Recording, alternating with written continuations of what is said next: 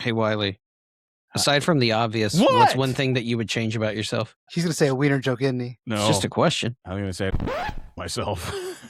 Jesus Christ. Can we start this intro now? I think we can all agree that our only bright points in life are our best friends and our family. In the World everything Cup. else is terrible.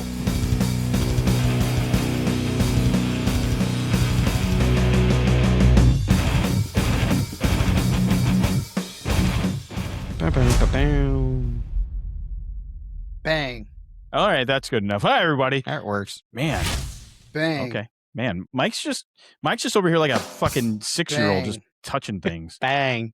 This is true. 6-year-olds will just touch everything Bang. and then immediately, like, for some reason, hands are in the mouth. Hands Yeah. are in the eyes. Uh-huh. And then 2 days later, they're just sneezing, snots everywhere, fucking red eyes, red as fuck, and they're all sick, coughing in your face. Dad, look at this. Right in your eyes. And then, like, a few days later, you're sick, and you're like, I wonder how this happened. You guys had kids and I didn't.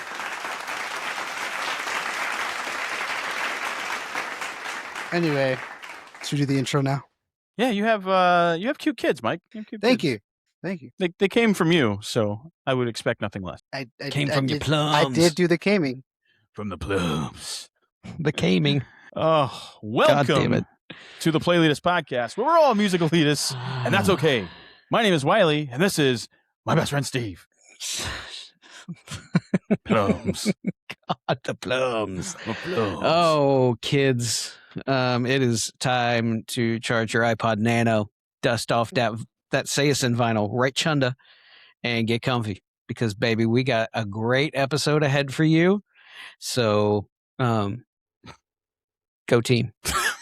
Shit. Steve's trail offs are amazing. And then we're also joined by our resident Lego freak, not Lego maniac. Lego mania, Lego mania. Everybody, give it up for producer Mike. This is true. I do love stepping on piles of Legos with my bare feet. Hell yes. But you're the one leaving them out. Yeah. It's not the kids. It's why he Mike. loves it. No, this time it's me, dude. I'll finish a full set and throw that bitch on the ground. I just walk over the pieces to assert dominance. Never let the Legos win. Oh, it's a nice little house you built there, son. Be a shame if I Godzilla down. stomped it. What's the meanest thing you've ever done to your kid? Protective Services is listening. My kid was taking a shower singing a song, and I went in there and flicked the lights off and then threw the curtain open and walked out, and he screamed and fell. Sorry, Carson. That was last week. Yeah, that was 25 hours ago. Oh man, my long-term memory is pretty horrible. I don't really remember too much, but it's probably a practical joke or two, or just like sneakily like stealing something from them out in front of them while they're like looking away for a moment, and then they look back at their plate or like what was in That's front my of them. Kit Kat, bitch. And they can't find it. I just I'm just over here laughing like I'm hiding it from them, and they're just like, where'd it go? Where'd it go? And they look around. I'll put it back, and then they look back at their back in front of them, and then there it is again in front of them magically. Just little love jokes that. like that. I do that with Cadence, my dog, all the time, actually. Like, the throw the ball trick where you let the ball go behind you when you throw it forward. Dude, Mm. The funniest shit. I did it for the first time, I don't know, like 2 weeks ago, and I was sitting in bed with Cadence, and I did that, and she looks at me, she's like, what the fuck? Like, she was looking at me like, how the fuck did you do that? What the fuck is it? Like, she was staring at me. And she turned her head away because a noise happened outside, and I brought it back and held it right here. She looked at it, she goes, she was like, oh my God. Which? And I get to re-experience, like finding some positivity out of not having, after I lost my dogs before, but like, it's kind of fun having a new dog as you get to experience those kind of things that you haven't got to do, which is basically tormenting your animal. So I guess that's not a good thing, but PETA's listening. fuck you, PETA. Come for me. PETA. PETA is cool I want some with PETA putting chips, down dogs. I don't fuck them. I want pita chips. Oh my god! So today we have a fucking awesome set of guests. Very excited for this because we was that like in your yard, Mike? What, heard the like cat meow? No, I heard like a cricket or a grasshopper or something like. I'll move my microphone to face the window. Yeah, it was definitely, or it was a little bird. It was see. a bird. The sounds Anyway, of sorry, the forest. ADHD. But we did bring on a very cool band today, the band Advents. We got to bring on our new friends Joe and Tyler. Had a lot of great conversations about the things that they got coming on, like a brand new album and some touring.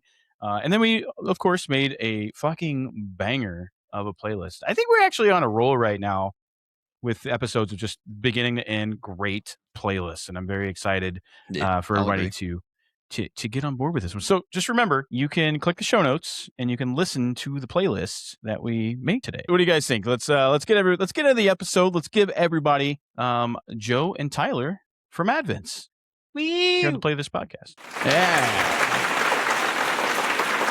There it is.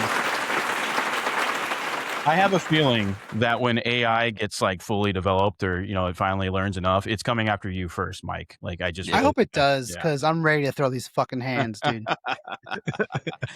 Well, hey, man, like we were kind of talking about earlier, today's guests, we got two for you.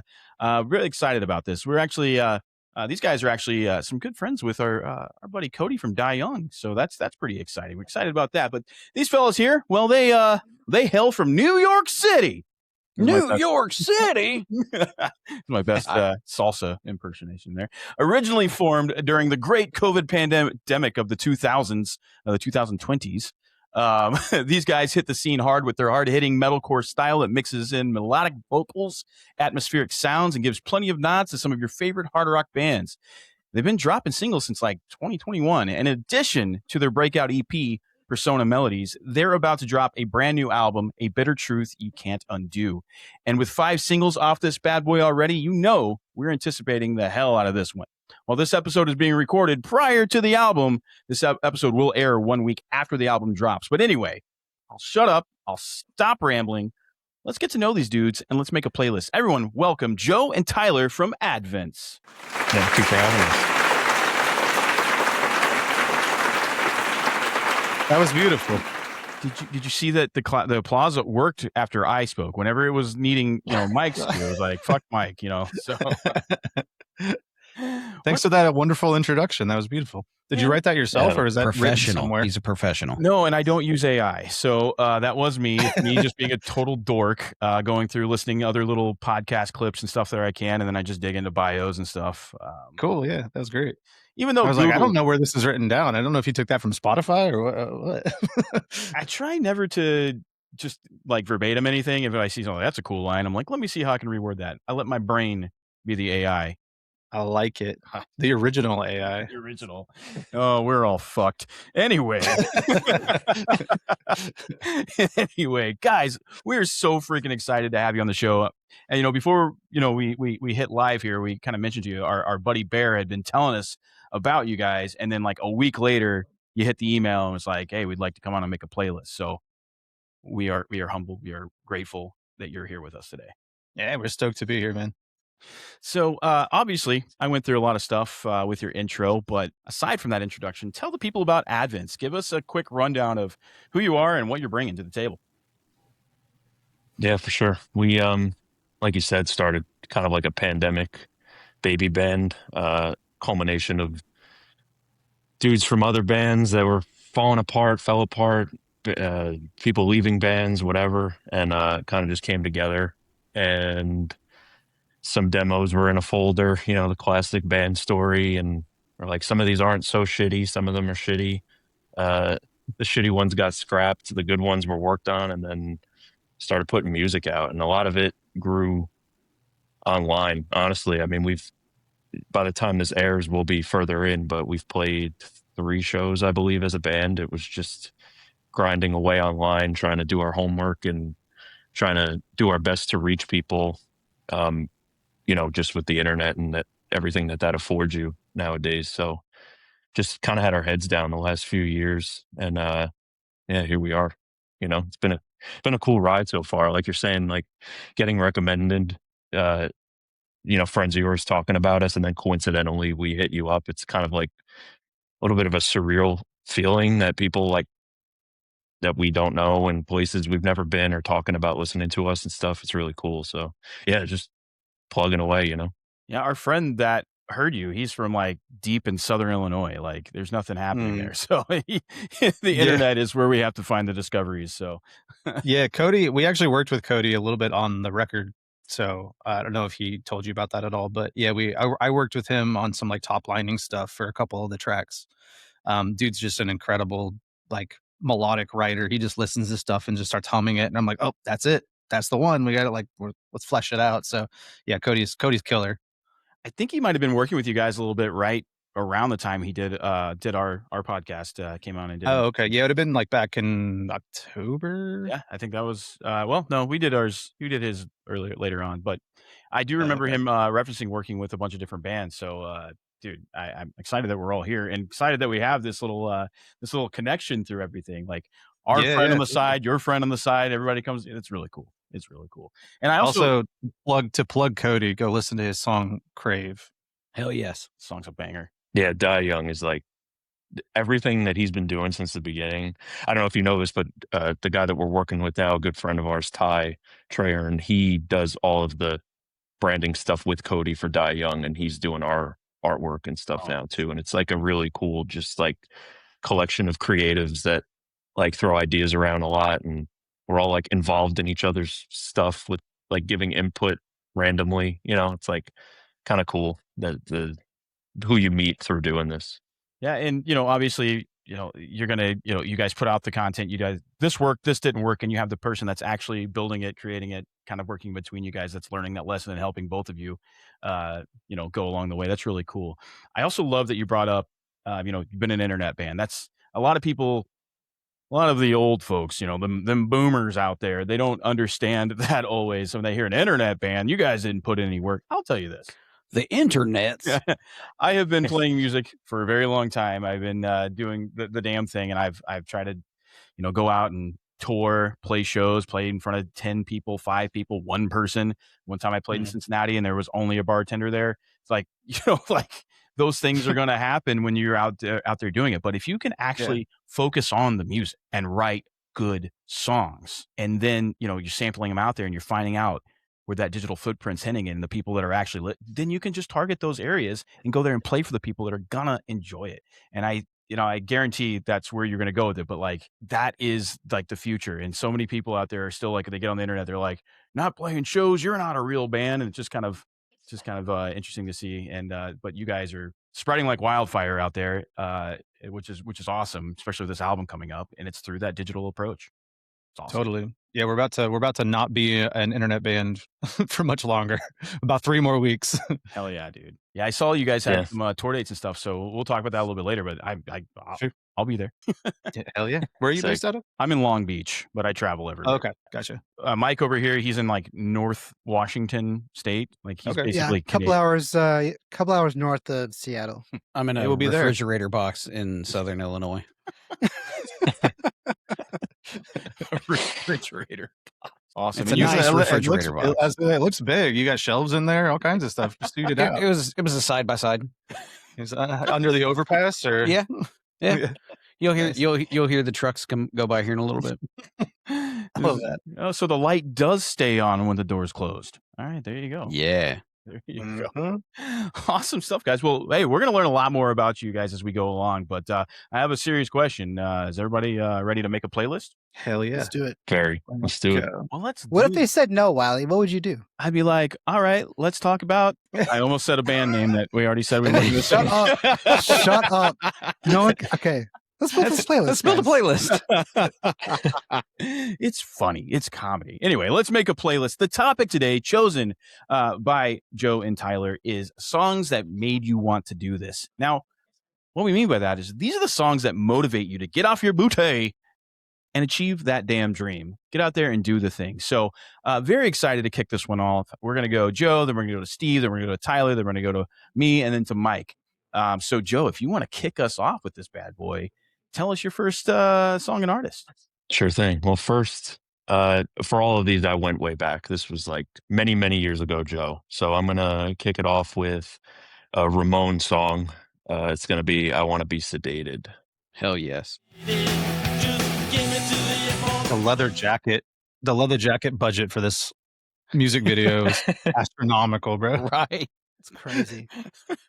Yeah, no, when we chose this topic, I was like, it was kind of hard, to be honest, like thinking back and like trying to narrow it down, but there could be anything. Basically, when I must have been 4 or 5 years old when I'd be riding around in the car with my dad, and he had Ramones Mania. He had the cassette and the CD, the greatest hits, just one of their greatest hits. I think they had multiple, but you could choose any song on that collection and it would be valid.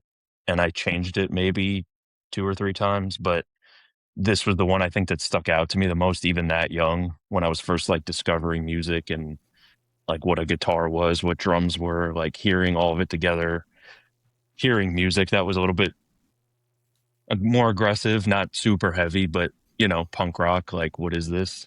And it was catchy. So I was, Yeah. kind of would just jam along. And well before I started playing drums, but I had like a little bit of a toy drum kit with like shitty paper drum heads, like just like whatever it was. And used to just crank it on the stereo in the house, the classic little kid story, and try to play along.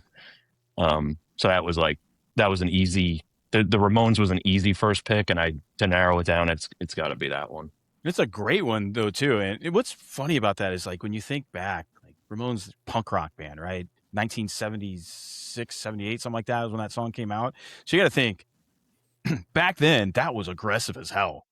But like now, Right. that's a damn car commercial song. So like, like the Yeah. way the world has changed, like you've heard that song in so many movies, like in positive, upbeat parts of life, like in movies. And it's just wild to see like how far it came. I think I read that the song was actually about touring, isn't it? I'm not even sure, to be honest. It very well could be. A lot of their songs are kind of like weird too. Like they have that like you don't really know what it's about. I mean, you could take a guess, but they're just something about them from the beginning kind of stood out to me. I'll give an honorable mention. I don't know if this is cheating, but I almost went with what is it, "Bop Till You Drop," because it's so like that. That was like one of the heaviest songs I think they had that I heard at that time. I was like, what the heck? Then like that just kickstarted everything, which we'll get into later, where I was like, got into like elementary, middle, high school, and I just went full on in. But yeah, they're a really special band for me. I pulled it up on the old Wikipedia. You gotta throw a random H in there. Wikipedia. Yeah, it was literally because they were getting driven to death by their manager. Like he was riding them really hard, making them get out and do the stuff. So like, the song was actually in reference to that. That's a cool.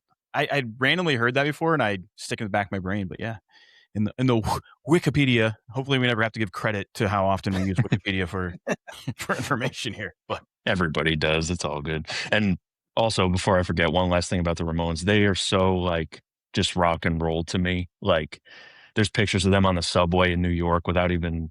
I believe I heard a story where they went to go buy their instruments.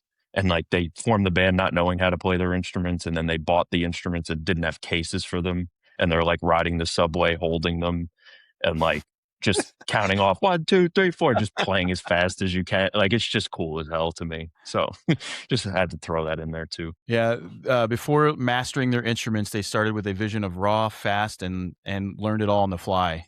Their status comes from a stripped down, high energy approach. They didn't know what they were doing. They were just like, but I mean, Yeah.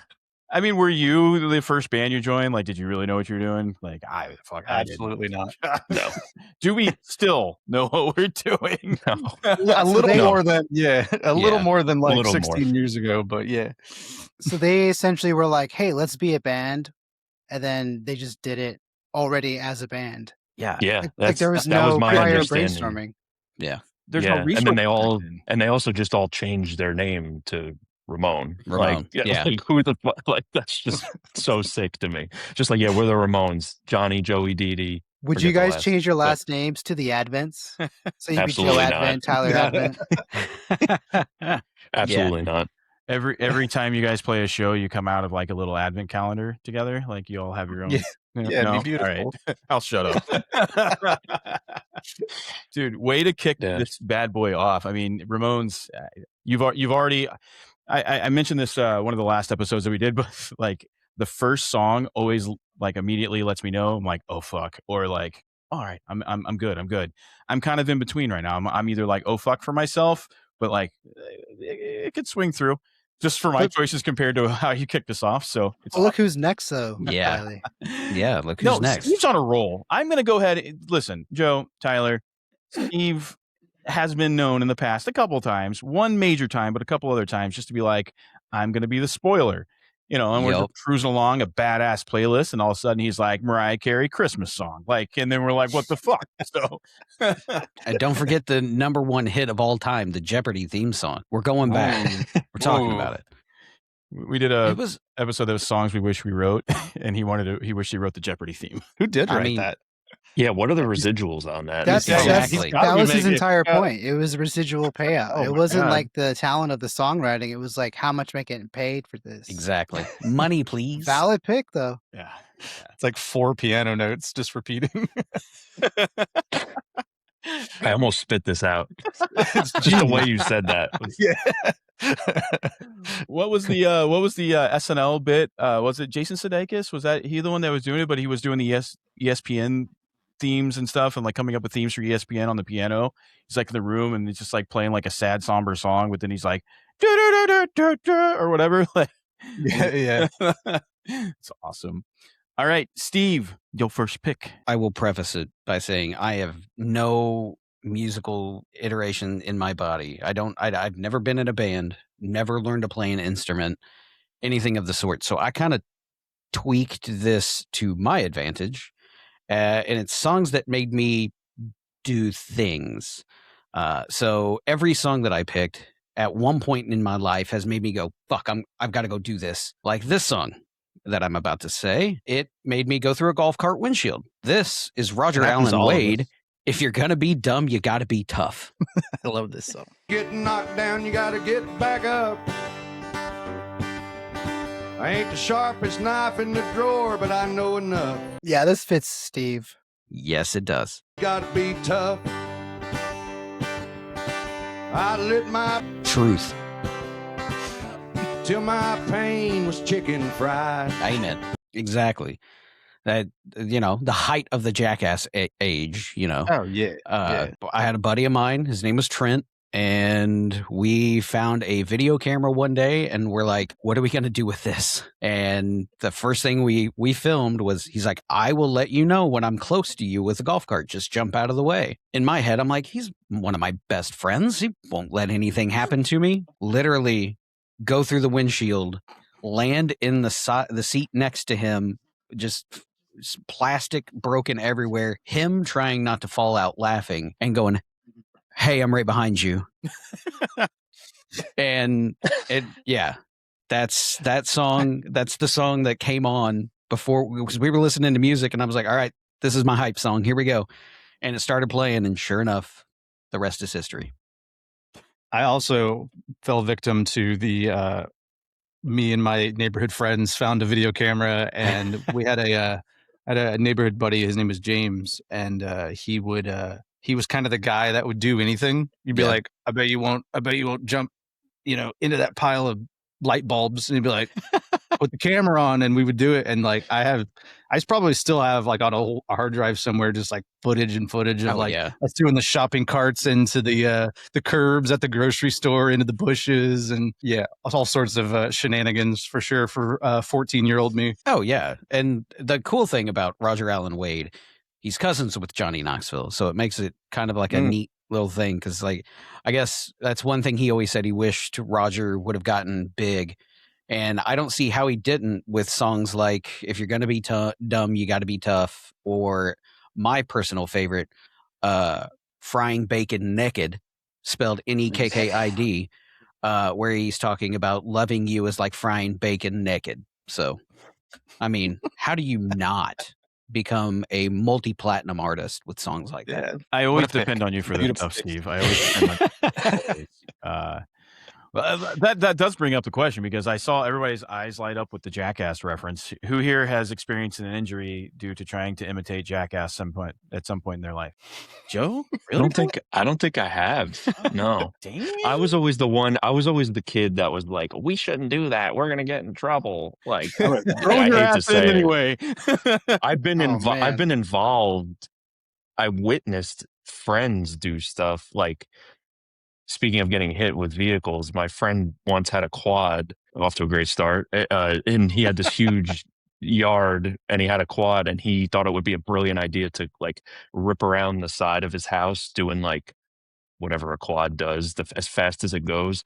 Doesn't see my other friend walking across the yard and just sends him flying in the air, like gets under him, and my brain couldn't comprehend what was happening. I was just like what? And it was funny until he hit the ground, and it really, like, he broke his leg. It was this whole thing. Oh god. And he took it like a champ. Like, we had to call an ambulance, and they had to cut his like shorts or pants or whatever. Like, they had to like get to see what was going on.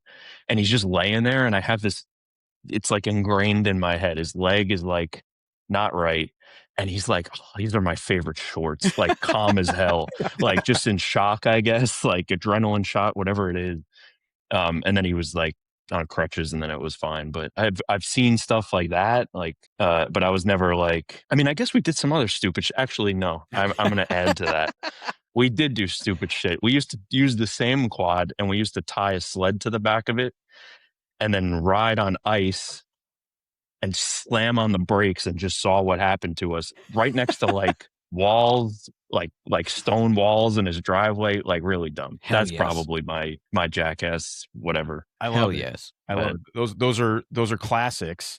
So stupid. Like, what could have happened to us is Right. Yes. So, yeah.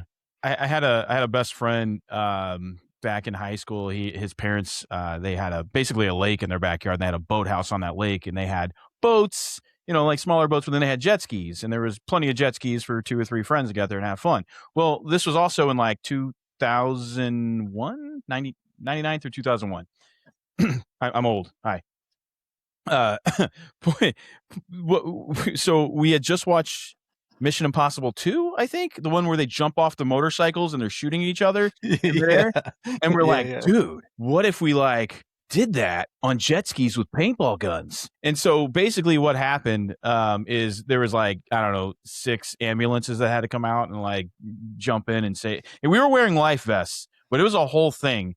But we jumped off, the jet skis and tried to do the shoot, but we ended up just colliding with each other, knocking each other out in life vests. Our friend who was filming on the other jet ski had to like find a way to like, he wasn't really saving our life. He should have been, but he was not trying to save our life because he was afraid of getting the camera wet. bro. And he couldn't get the camera wet, But it was just like, we were thinking about jousting. We were going to try to do like, you remember when Jackass did the BMX jousting? Mm-hmm. We wanted to do that on jet skis, but we were like, what if we did the Mission Impossible thing instead? There was no YouTube. Dude, back then.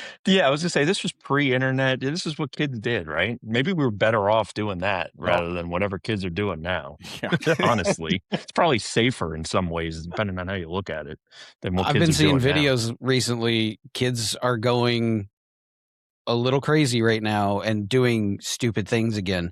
There's a kid right now that's filming himself getting bit by snakes and just going, that kind of hurt, and his arms like swelling up huge. He's like, it just kind of hurts a little bit. I give it a 4 out of 5, and it's just like, yes, it's happening again.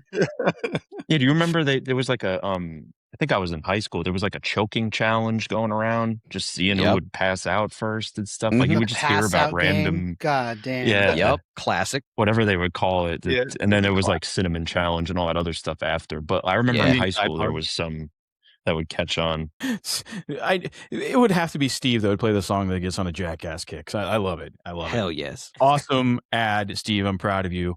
With that, Tyler, it's time for your first pick. All right, we're going to go Crawling by Linkin Park. Is there anything more early 2000s new metal than this?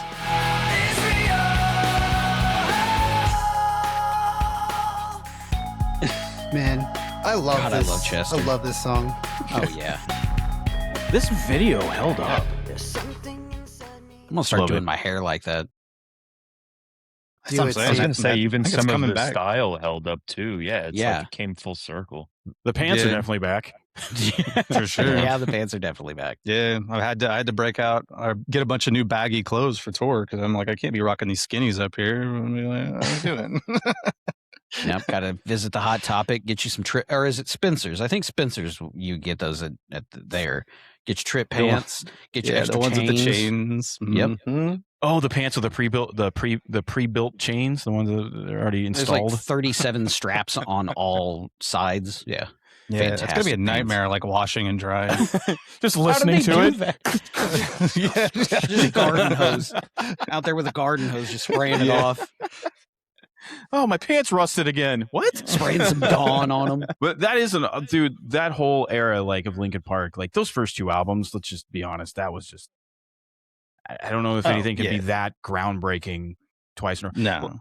And those But albums to are very me- different. So, and that's another thing Yeah. that I thought was impressive. So, Yeah, that song in particular for me, because when I was kind of going back, I mean that was really my first introduction to rock music, and I kind of grew up in a little bit of like a sheltered, secular music is bad type of household, and it was around the time that had come out. My older brother was like, "You want to hear some shit?"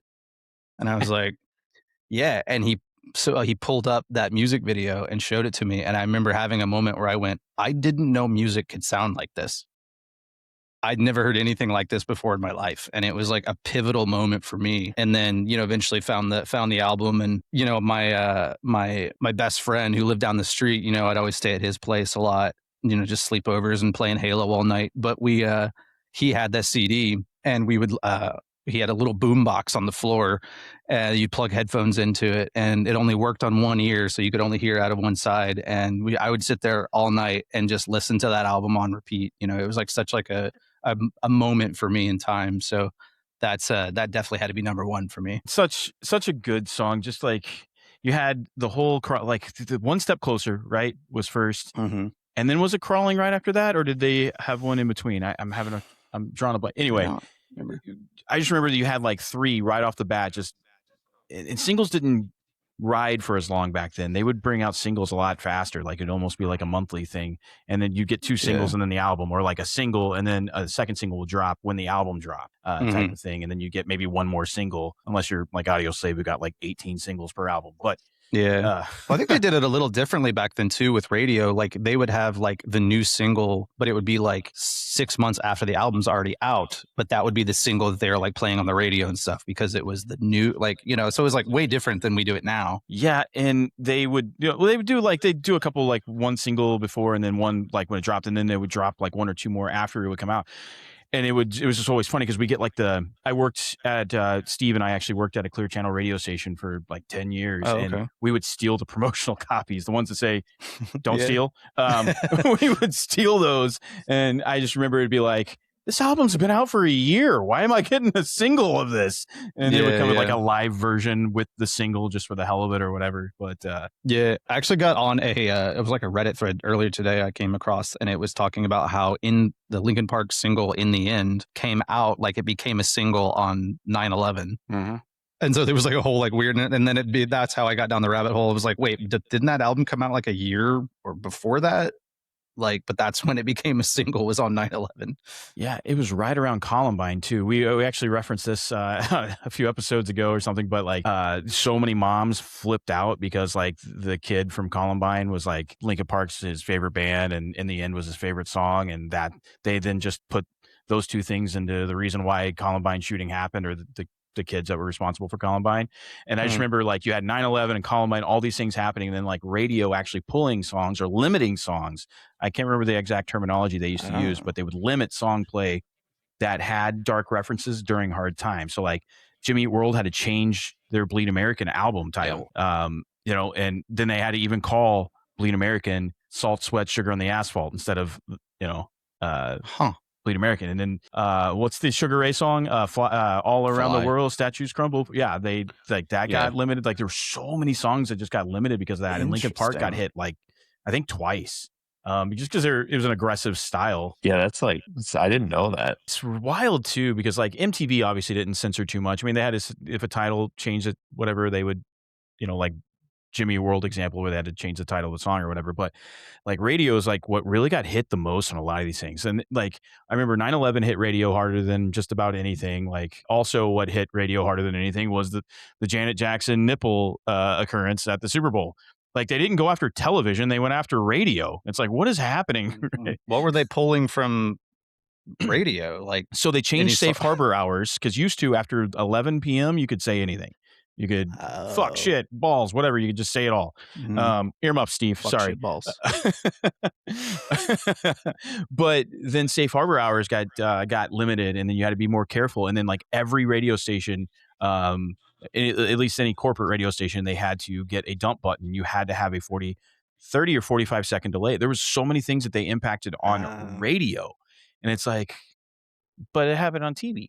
Like what is, Bro, we ain't pulling nipples out on the radio. What do you mean? and if we are, you ain't seeing them. Like, you wouldn't what- even know. Yeah, Which I have stories about, my friends. I'm sure. That's another episode. Play Elitist After Dark. That's for the Patreon. Yes. We did bring a tattoo and piercing artist on to the morning show one time, and they did they pierced a fella's hoo-ha and a woman's nipples. I guess I can just say, well, I don't know. I'm censoring things over here. But use the delay. You got to use the delay before you say that. dump. But like that kind of shit went on, and obviously you can get away with it because you can't, as long as you're not describing phallic objects, you're usually all right. So, man, Linkin Park is another amazing add to this. I love the way this is going. I remember I made my comment earlier, like I'm always get a little, how's it going to go for my songs? I feel good now. I feel real good. Hey, there's the Oh, boy. I see Look what at you him. did there. Same person. Oh dope. yeah. Oh, New conspiracy. you know what? I've never seen them in the same place at the same time. True. For those listening, there's a picture up of Chester and Cody side by side. Oh, so I'm gonna turn a little post-hardcore screamo on us a little bit, but it's in a good direction. This, like, I'm a musician, been playing in bands since I was a little kid, and I played guitar for a lot of years, and I was like, never cared to learn pinch harmonics that much until I heard 36 Crazy Fists. The song is Heart in the Shape.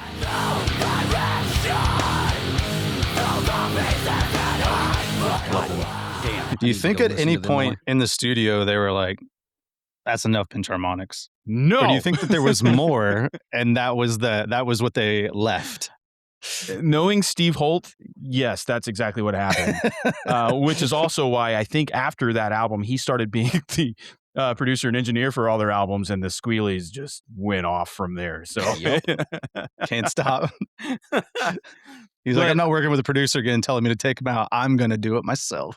I would listen to that whole album and play the whole album and try to hit every little squealy that he was doing, knowing that those are all punched, obviously. And I've seen them live, like, I don't know, 4 or 5 times, and he does not hit all those squealies live. But it's fine. But like, it inspired me to want to learn that. And the funny thing is, if you go and listen to, I have a solo, well, it used to be a solo project, but it's called Die Criminal, and I recorded the entire first EP, just myself and a producer friend of mine. And I was just trying to fit and squeeze in squealies everywhere I could. And he's like, "Dude, will you fucking stop?" I'm like, "No." like 20 years ago, I listened to the 36 Crazy Fists album, and I wanted to have all these squealies. Yeah. And I have friends that, like, every time I release music, they've been like, I have to go through and just try to count and spot all the squealies. So I love it. It's nothing worse than when you're playing like a live and you got like a perfect spot for one, but then you miss the harmonic and you just bend the string. It's or like, you plunk it. Yeah, you plunk it. Yeah. Yeah. Oh shit. It's like Guitar Hero when you hit a wrong note, Exactly that. The crowd yeah. actually boos at you. No. But 36 Crazy Fists are one of the most underrated bands ever. If you guys, I'm not sure if you guys have listened I to them was a going lot. to say that earlier. I never got super into them, but I was going to say they never really got their flowers in the way that I think they they should have. Because whenever I hear, they're one of those bands that like you kind of forget about, but then when you hear something, you're like, who the fuck is this? And then you're like, oh, it's this band that Yep. I should be listening to Mhm. more of that I don't hear about enough. And then you forget again. So this is inspiring me personally after this. This is my my sign to dig Oh. deeper, I think.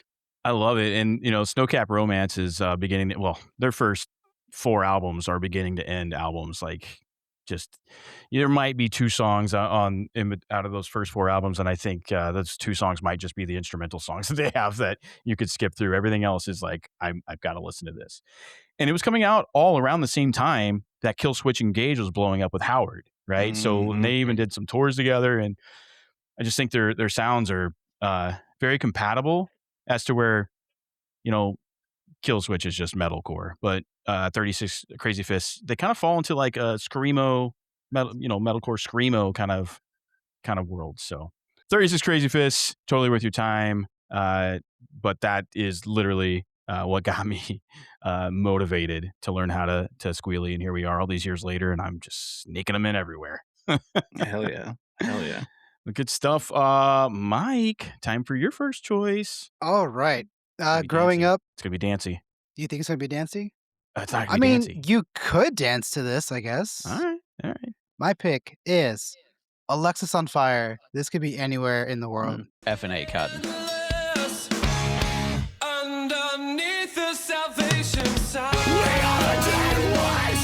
Classic Rain music video. Beautiful. It's beautiful. Canadians aren't outside playing in the rain. That's a lot of water too. There's a Yeah. shortage for crying out loud. Yeah, chose these guys because I think after I heard that song, I got activated. It was like things kicked in, and I was Sleeper like, agent. I need to do this. I think I need to do band stuff. This is it. They're one of the people that really got me going with like I gotta learn guitar. I gotta figure out how to join up with people and just make music. Mentioned honorable shout out to Alexis on Fire, and I can't believe Dallas Green is just crushing it with his own side project though. His side project's bigger than his main project. So which one is now the main project? Well, I think Mm. whenever they broke up and they came back intermittently, I think it means that City and Color is his main project. Yeah. But they are playing more and more and more again, so that's fun. But that particular song, you know, at the very beginning of the song, like the little snare build up into that pop, dude, that one snare hit with the fucking thunderballs behind it, whatever it is, I don't know, dude, but that way that snare hits, I'm just like, Mhm. I want to wrestle the world. Like, activated's a good word that you used. I'm activated to do something. I don't know. Mhm. Maybe not get and play in a band, but I'm gonna do something. That song has a lot of cool drum grooves in it in general.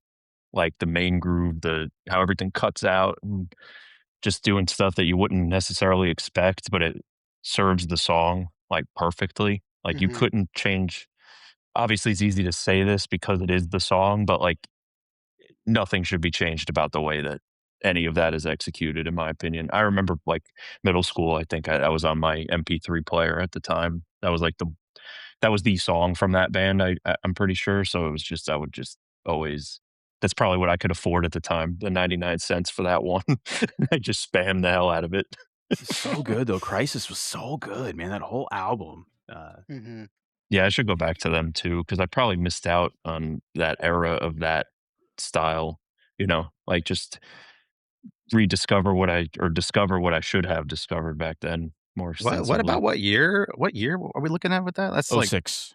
06. I was gonna say Mhm. mid 2000s. That What a good era for music. Just that like I don't know. We're kind of getting into like the MySpace, hardcore days, cutting close to that. And like I remember Alexis on Fire always being on people's MySpace pages. Yeah, even their EP, like their old EP, like that was getting on MySpace. But even before Crisis came out, people were starting to pick up on them, and it was cool. They were definitely they were one of the bands that benefited the hell out of MySpace. Man, well, hey, we're already off to an awesome start. And just remember, everybody, you can click the show notes and you can listen to this playlist. We got it there for you on Spotify and Apple Music, so you can actually listen to what we're putting together. So with that said, Joe, it's time for song number 2. Woohoo! Cool. Get it? Song number 2. Yes, All right, song number 2. There's gonna be some talking points about this one, so we'll get there. But Metallica, "Creeping Death."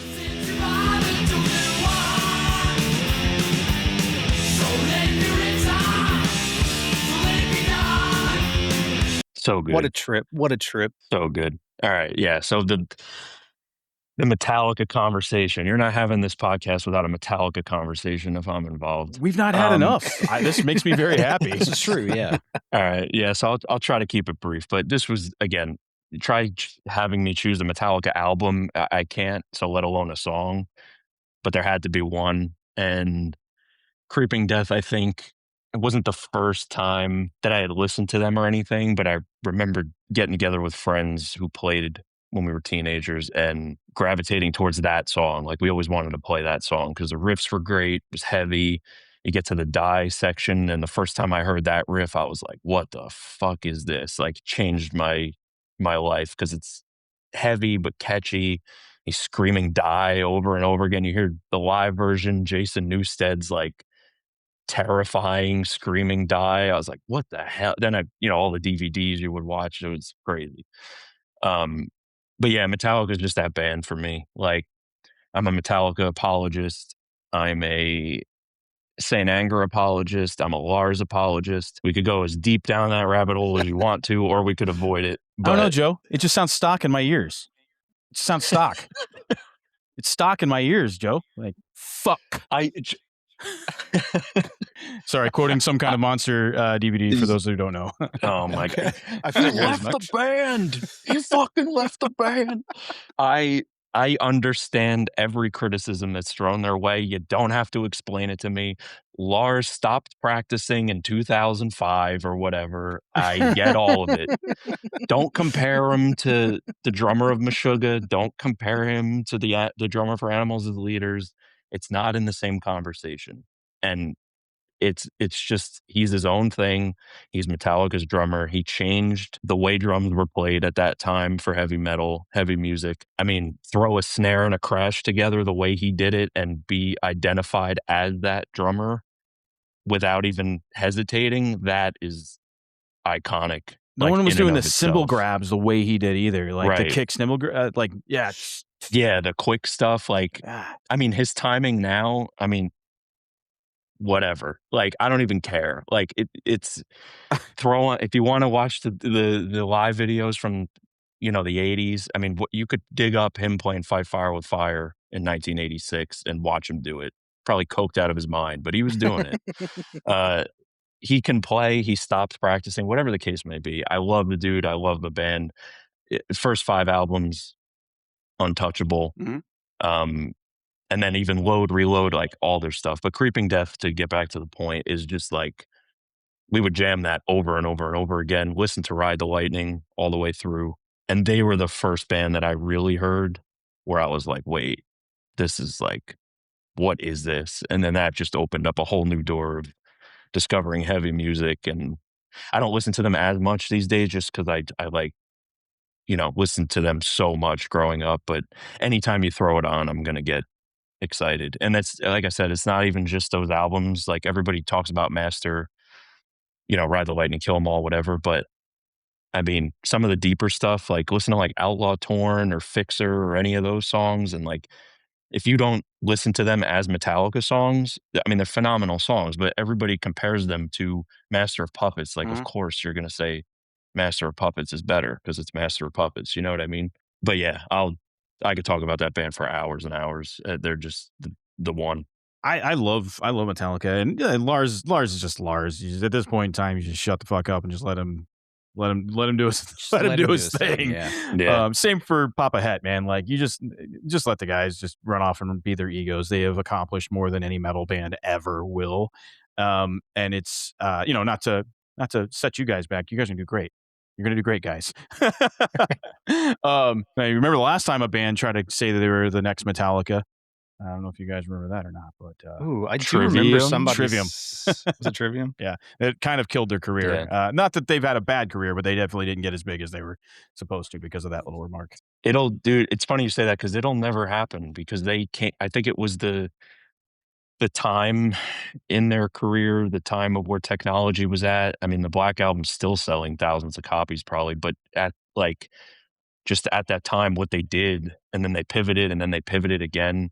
They didn't follow any rules. Like they just kept getting bigger. I mean, I respect the hell out of it. Like just what's the expression, zigging when everybody else is zagging. Like they always were doing that, and that's just really cool to me to take those sorts of risks. And I think that there's nobody like them. So, yeah, that's why I wanted to confirm something really quick. Even their worst album, Saint Anger, it went double platinum. Like their And worst album. I still like Saint Anger. I like that one. I was going to say, here's the thing. I'll keep this brief, but I just want people to hear this if they critique Saint Anger. Again, don't compare it to Ride the Lightning, Master Puppets, and Justice for All. That's just stupid. You're never going to, of course it's not. But if you watch Some Kind of Monster, the band was falling apart. One dude was out the door. The other one was almost out the door. They hated each other. One's in and out of rehab. Their relationships are falling apart. And you turn that album on, like, it sounds pissed off. It sounds like shit. The mix is very questionable. Lars's snare, I get it. The Just dodgeball snare. move past all that. Yeah, I mean, it's like he was like, "What happens if I turn my snares off?" Like, I don't know. And it sounds, whatever your opinion is, it's a pissed off album. And if you say that album doesn't have riffs like, Sweet Amber, Some Kind of Monster, Invisible Kid, Shoot Me Saint Again. Anger, the song, Frantic Shoot Me makes Again, me want to like Frantic. put my tongue Frantic. in an electric socket and then like backflip into a pool of mousetraps. It's amazing. It's a psychotic Dude, song. it's such a pissed off album. Like it's Yeah. just they were taking chances. They were just like, you want this kind of album? We're gonna do this instead. And that was what they did. And I just listened to it for what it is, and then you don't have to love it, but at least respect the taking a chance of the whole thing. Baritone guitar, Hetfield using a baritone guitar and drop D, I guess drop C, C to D, or C to C, I guess. Him doing that was very different, and the music did come off a lot more aggressive, and the riffs are fucking sick. I do not like the snare. I cannot handle the snare. The remastered versions where they fix the snare are awesome, and it sounds They are pretty incredible. good. Like it's like, oh my god, And this I could have get sounded that. like this. Yeah. But And I do want to make it still love clear. I agree. The snare does sound. I mean, it's not good, but I think there's layers of listening to that album, and people write it off, and they're just like, yeah, Saint Anger, and they just read the comments online, and it's like everybody else says it sucks, so yeah, whatever. I can't form my own opinion. Like, just sit with it and put yourself in the shoes of being in that room, trying to make that record, and just watch the DVD where they just play the album front to back, and it's just so raw, like camcorder, whatever they used at the time. Like, it's just so badass, Yeah. So you obviously going with some earlier Metallica for the choice. You talked about like that was one of your motivators, obviously, to start to be in music. How much did Lars actually impact your drumming? Like drumming, not just Metallica as musicians. How much did Lars impact your style? It's a good question. In a huge way, I think. Because those were some of the first songs that I was like, how do you play this stuff? Like kick drums falling in and out of, not lining it up with the hi-hat or the snare, just learning, like figuring out that and how to separate your limbs. I wanted to play Metallica songs. Like, so I was like, you got to figure it out. And I would just sit there. And then when it would get too hard or got too fast, I would take a step back and then go back to it later. But yeah, it was massive. I think that like I said, he defined a whole generation of metal, like just in his approach. And also I would say not only drumming, but even in a lot of the Advent stuff now, I can't play guitar. I can't play any other instruments. I attempt to scream sometimes. I'm in some of our songs, like in the background doing like support screams and stuff. But from a songwriting perspective, his role in Metallica, I would say, is similar to mine when I contribute to the structures and like maybe we repeat this again or maybe we drop this part and transition to this. I think that in a weird way. Not anything I was conscious of, but I think that rubbed off on me, like that kind of like big picture view. And a lot of people don't realize that. Like, I don't know if you saw that Howard Stern interview he did where they were talking about how like the Enter Sandman riff was not the Enter Sandman riff until he told Kirk how to play it differently. And like, tell me that's not a gift to be able to pick something out like that. It's the biggest song they got probably. So Yeah. Super talented. I mean, like I said, not to beat it to death, but I get all the critiques, but he's always going to be up there for me. You know, I I got to see them at SoFi in LA a couple years ago with Pantera. Oh, it was so far. I wish I could have seen the real Pantera, but still, I got to see Pantera. But Homeboy was playing different songs than the rest of the band, and I felt so bad. Like I'm in this massive arena feeling bad for him. There's some stuff I saw them. I've seen them many times, but there was one time my friend, they were playing. It was Nothing Else Matters, and he just larsed all over the solo at the end. And my friend, we walked out of there, and my best friend, he's like, all I wanted to hear was the fucking solo from Nothing Else Matters, and he fucked the whole thing up, and he was like pissed. And we laugh about that now because it was just a da da da da, and it wasn't in time. And I was like, brother, like we gotta rein this in. Like maybe play half the amount of fills that you did there. Like I get it, but tell me why Kirk was playing Nothing Else Matters wrong. Like, I don't know if you know, but that's all open. That's just all open. There's that too. There's definitely that too. Just not knowing, and he's just whying all over the place and getting through it. I mean, I get it. Trust me, I get it. Good stuff. Good stuff. Man, we are off to an awesome start here. Steve, it's time for your pick number 2. I'm going to throw everything off, and I'm not going to say anything besides the song title. Ladies and gentlemen, O-Town. This is All or Nothing. Yo.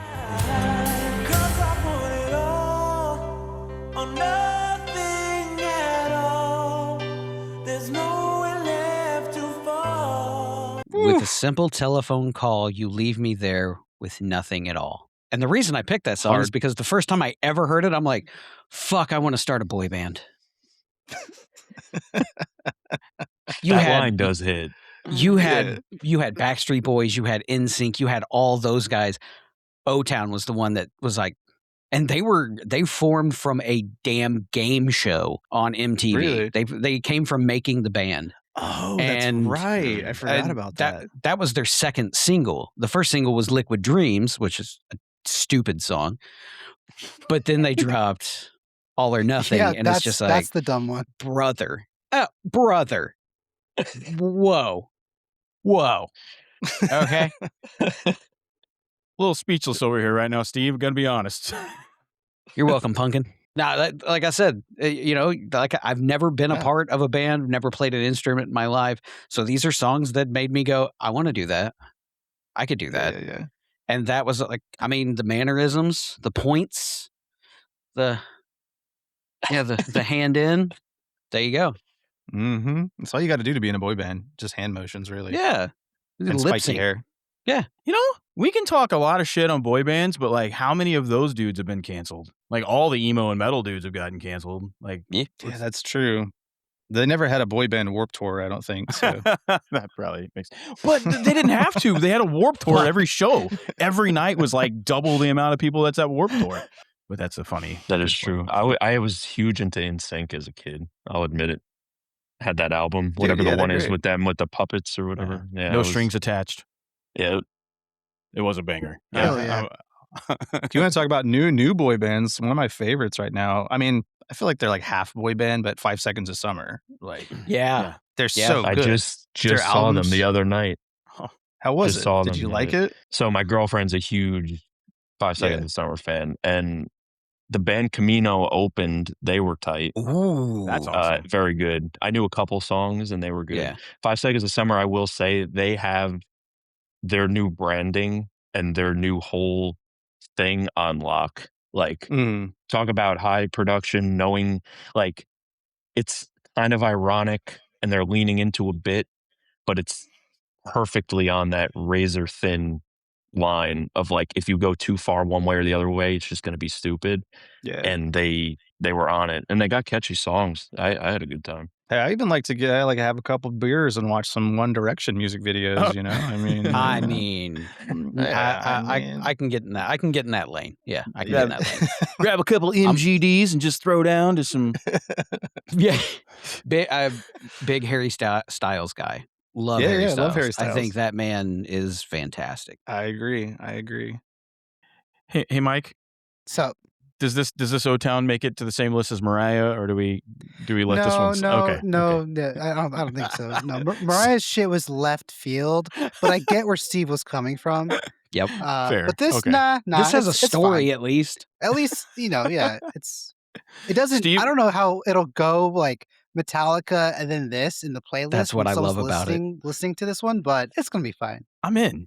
Hey, I don't mind those kind of valleys and hills and holy shit, that's gonna be like a brother. dive. Brother, this is a trench. This is Mount Everest to the Mariana down here. Okay. Amazing, Tyler. Save Yeah, us we're about with to take a we're about to take a turn, baby. He's like Hell Yanni. yes. Yoko Ono over here. Having to bite my tongue, knowing what's coming up next, it's torture. I'm just over here chuckling silently. Should I introduce it? Yeah. Absolutely. All right, we're getting down and dirty with Duality by Slipknot. Hell yes.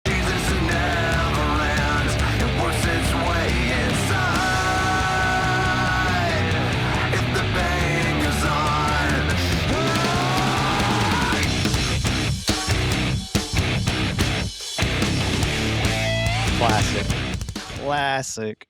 Yeah, I remember being a kid, and I basically had this small TV in my bedroom, and I bounced between MTV and VH1.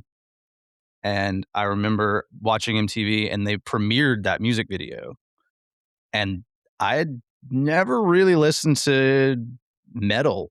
Like the closest I had was Linkin Park. And then I saw that, and I remember I had a moment where I was watching that music video and just went, do I like this? I think I like this. I'm not like, I don't know. I had never heard something like this before. And it's classic for me. And it was one of those, like pivotal moments where that was my entry into heavier music and low tune guitars and screaming and all that kind of stuff was that song and music video specifically. I love that video. They're just like tearing down a whole house. Yeah. It's so just like brutal. Yeah. But, yeah. I had a flashback while that was going on. Isn't the video for Left Behind? I think Iowa is like a Iowa's masterpiece. Amazing. I agree. Yes. But isn't Iowa also like them fucking up a house? They I don't know, recorded I it in think a haunted house, a haunted mansion, technically. they always that- just be fucking up houses, I guess. Yeah. I don't know. Well, maybe their this thing. was I was just looking it up because I literally just watched something about that whole video shoot the other day. How they just said, "Yeah, fans come be in the video," and like the homeowners were like, "Don't do too much," and then all of a sudden they're like, They're "Okay, falling gotcha." through the ceilings. Yeah, and I guess October of last year it actually went up for sale, and everybody's like, I did see should we this, buy yeah. it and trash it again? That'd be awesome. Yeah, like the homeowners originally sent they're just throwing shit through the windows. Don't do too much. Let's just shatter everything. Climb through the window That's that like you just broke.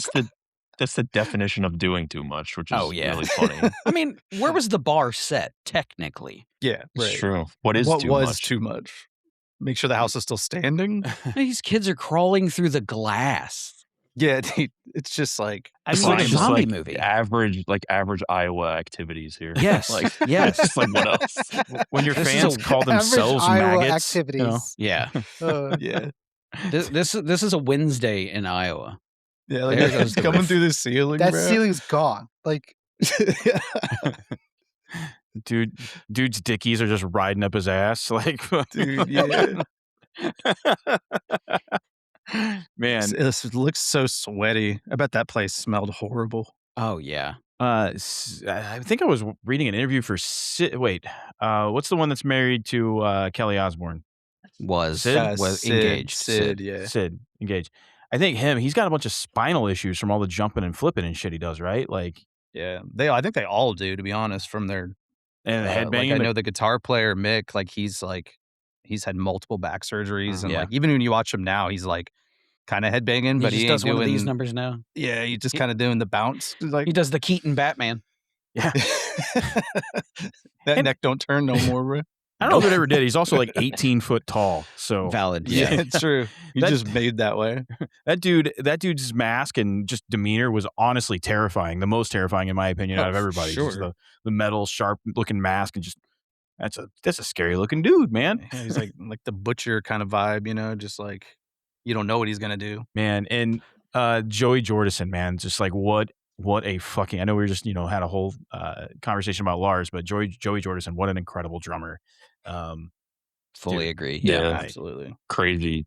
Again, stuff he was doing at that time. I remember, I don't know if you guys would have seen this or remember, but early-ish YouTube days, Joey Jordison had that like sound check video up where he was just like messing around on his kit. It was like a minute long, and there were only so many videos to really watch then. So I would just come home from school, and that was one of them in my rotation where I would just pull it up and be like, "This is sick." And he was just like tapping around, but I was like, "What is going on?" Like he was. I Yeah. believe you. I don't know if he was in the whole suit and everything. It might have just been him like dressed down, but yeah, he was great. What was in? He was in Murder Dolls.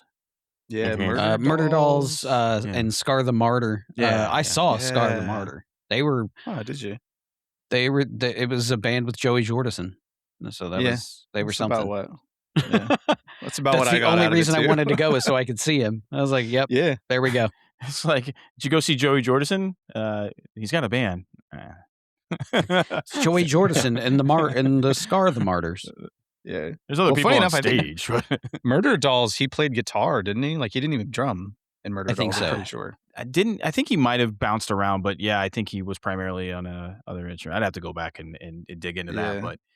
But Guitars, backing vocals. He did drums in the studio. So Oh, there's okay. that. So live he played. That just looks like every black metal band. yeah, I was couldn't like, "Why are we remember- looking at Black Veil Brides?" Yeah. I couldn't remember. I knew he did another band. It was Vimic. I couldn't think of the name. I Mm. thought it Yes. was that. Vimic. Yep, That's I saw right. them pop That up was- too. Yeah. wasn't he like 4'11"? A little dude. Was Yeah, he? I think he was Yeah. really short. Yeah, Yeah. he's really short. Everybody, we're looking things up for those not watching. Oh, wow. 5'3". 5'3". 5'3". Short king. Short Good for king him. status for sure. Good for him. Rest in peace. Rest in peace. In my opinion, one of the greatest drummers that ever lived. But I'll agree. Easily. I'm throw not that a out there. drummer, so whenever I say that, it's just coming from the place of somebody who's just really good at pissing drummers off. I'm like, I like what you did there, but what if you were like, and they're like, get the fuck out. I'm like, all right. See ya." Classic Yeah, no, guitar he's player writing definitely- drum parts. Oh God. Yeah, Uh, please. Oh, it's Start me on that.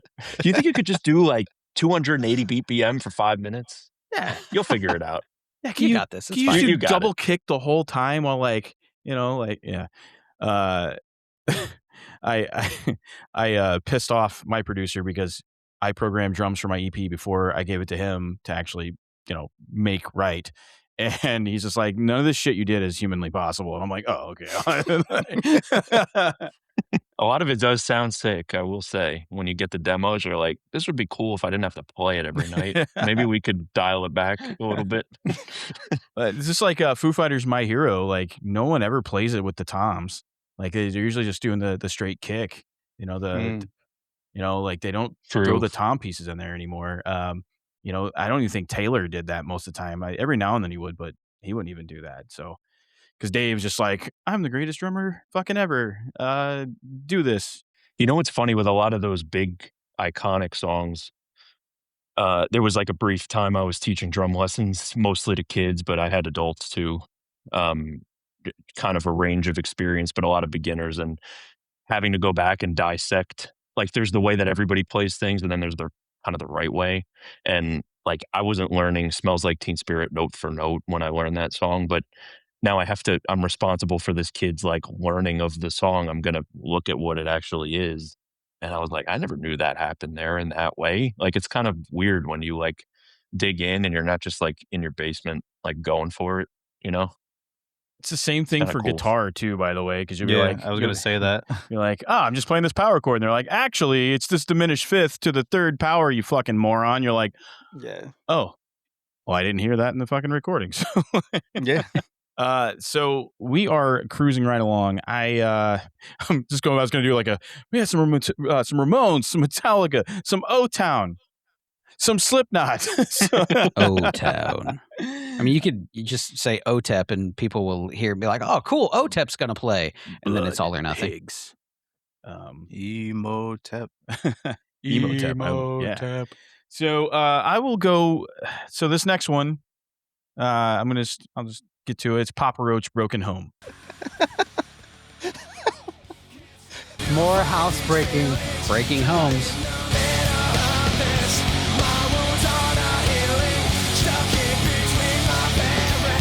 Fuck that lamp, dude. Stupid dirt. Dude.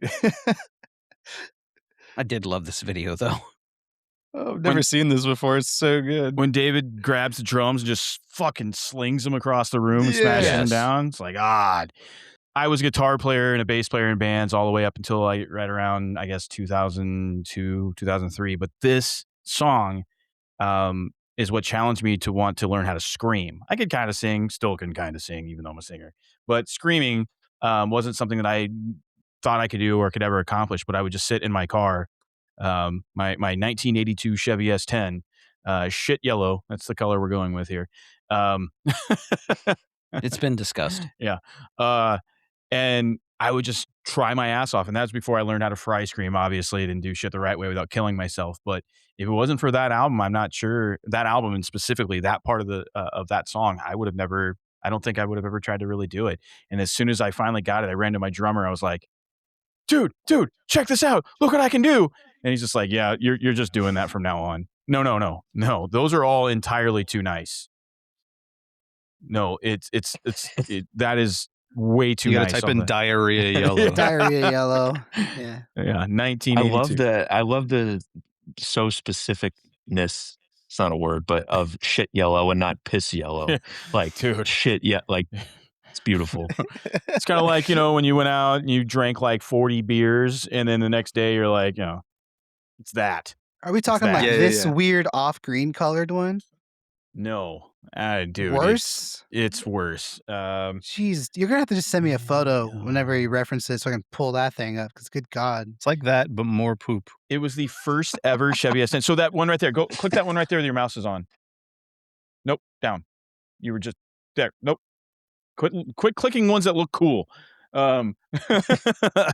So that was the exact body frame, just with shitty wheels, like really shitty wheels, and take that color of yellow and just slap some fucking brown over it. Just put some poop on it. Yeah, put the poop All on right. it. You're good to go. But 1982 Chevy S10 and me learning how to scream, that was my motivation. And I think I found it. But that Infest album, just like, we were talking about Linkin Park at the start of this episode and how that inspired so many people. And it did inspire me as well. But Papa Roach was that band for me. They were just when that band came out, I spiked my hair, dyed it black, started wearing black Dickie button-down short sleeve shirts with the black Dickie pants. I got my black Adidas shell toes with the white stripes, and like, dude, started painting my fingernails black, and wearing the ball chain necklace, and I was like, this is the greatest band that ever existed. And it just carried on. My friends actually fucked with me so hard about it because the name of the band was Papa Roach. That's just so weird, especially then, right? It's 2000. You're like, oh, look, Papa Roach. They're like, what the fuck? Where's Mama Roach? So they made a fake band called Mama Roach and held a show at our city park just to fuck with me. They made shirts. I think a Sharpie made shirts on white T-shirts, but they did all that. They drew Roach like a Mama Roach and like the whole logo and everything. Yeah, that's insane. That's a good bit. That's a really good bit. Yeah. And then what? You showed up and they're just like, gotcha. No, I fucking knew what they were doing. I was like, all right, I'll play into it. And they got on stage, they just made up songs, and all the songs were like, had Last Resort or Suicide in it just to like fuck with me even further. Like after my 10-year high school reunion, I got to actually open for Papa Roach in my hometown. We have this massive festival that brings people into this little tiny town. It's called Heron Festa Italiana, and Papa Roach played. And my old radio station that I worked for a long time, they're like, Wiley, we know this is your favorite band. You got to come home and open for them. So I got to come home and open for Papa Roach. That's amazing, dude. And all of those friends were at the show, like front row, like, like yeah, And like, it was awesome. Who's Mama Roach now, bitch? Oh, I said it on stage too. I told Jacoby the story like backstage and everything. He's like, dude, that's so cool. But I love that. That is That's really amazing. cool. Speaking of great human being, great human being, Jacoby. That's cool. Yeah, Yeah. I've never met him. really, really cool, down to earth, just nice guy. Like he was like had just started a sobriety journey then, and Mhm. the festival organizers, they were like, hey, no alcohol back here, and my friend was like trying to come back with a drink, and they're like, no, absolutely not. And he's like, wait, what's going on? And they're like, oh, well, no alcohol back here because of sobriety. One of the band members is sober. He's like, yeah, this is about me. I don't fucking care. Let people drink. I can control myself. And then like made them let the other artists and musicians playing the show drink backstage. So man, that's 2 crazy Papa Roach stories that we've had in 2 episodes in Yeah. a row. Jacoby gave me his jeans on my birthday one year. His jeans? His fucking jeans. So Well, like, did he take, like, he was wearing them and he took them off to give them to you? no, like my band broke up on my birthday. I was like 19 or 20 years old. Went to St. Louis to see Papa Roach play at Mississippi Nights. They were playing with Trust Company and Chronic Future. And I was standing in line all mopey, I guess, and sad. And Jacoby's like getting off the bus to go stand in the VIP thing to do autograph signing or whatever. And he's like, hey, you're in the VIP line, right? I was like, no, I'm over here. He's like, nah, you're in the VIP line. So he like drags me over, pulls me in, and I like hang out with the guys all night, like Trust Company, Papa Roach all night. They pull me on the bus, and he's like, so how old you turn? I was like, whatever, I said 19 or 20. He's like, 21? I was like, 19 or 20. He's like, 21, allegedly. And he's like, they sang happy birthday to me, but then he like grabs his jeans, like these pair of jeans that were sitting on like a little couch on the bus. He's like, happy birthday. And he's handed them to me. And I was like, okay.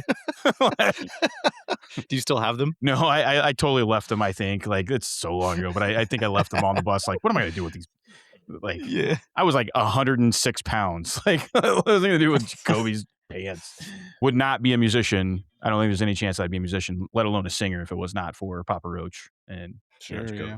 So, hey, Mike, what's your number 2? My number 2 is in the toilet. No, my number 2 is I was a little wondering if he was band. gonna go I don't know if you guys know about this band. They're, I don't know, maybe unheard of, allegedly. I'm not too sure. Is it This- B2K? No, it's not, Steve. I'm sorry to Oh, disappoint damn. you.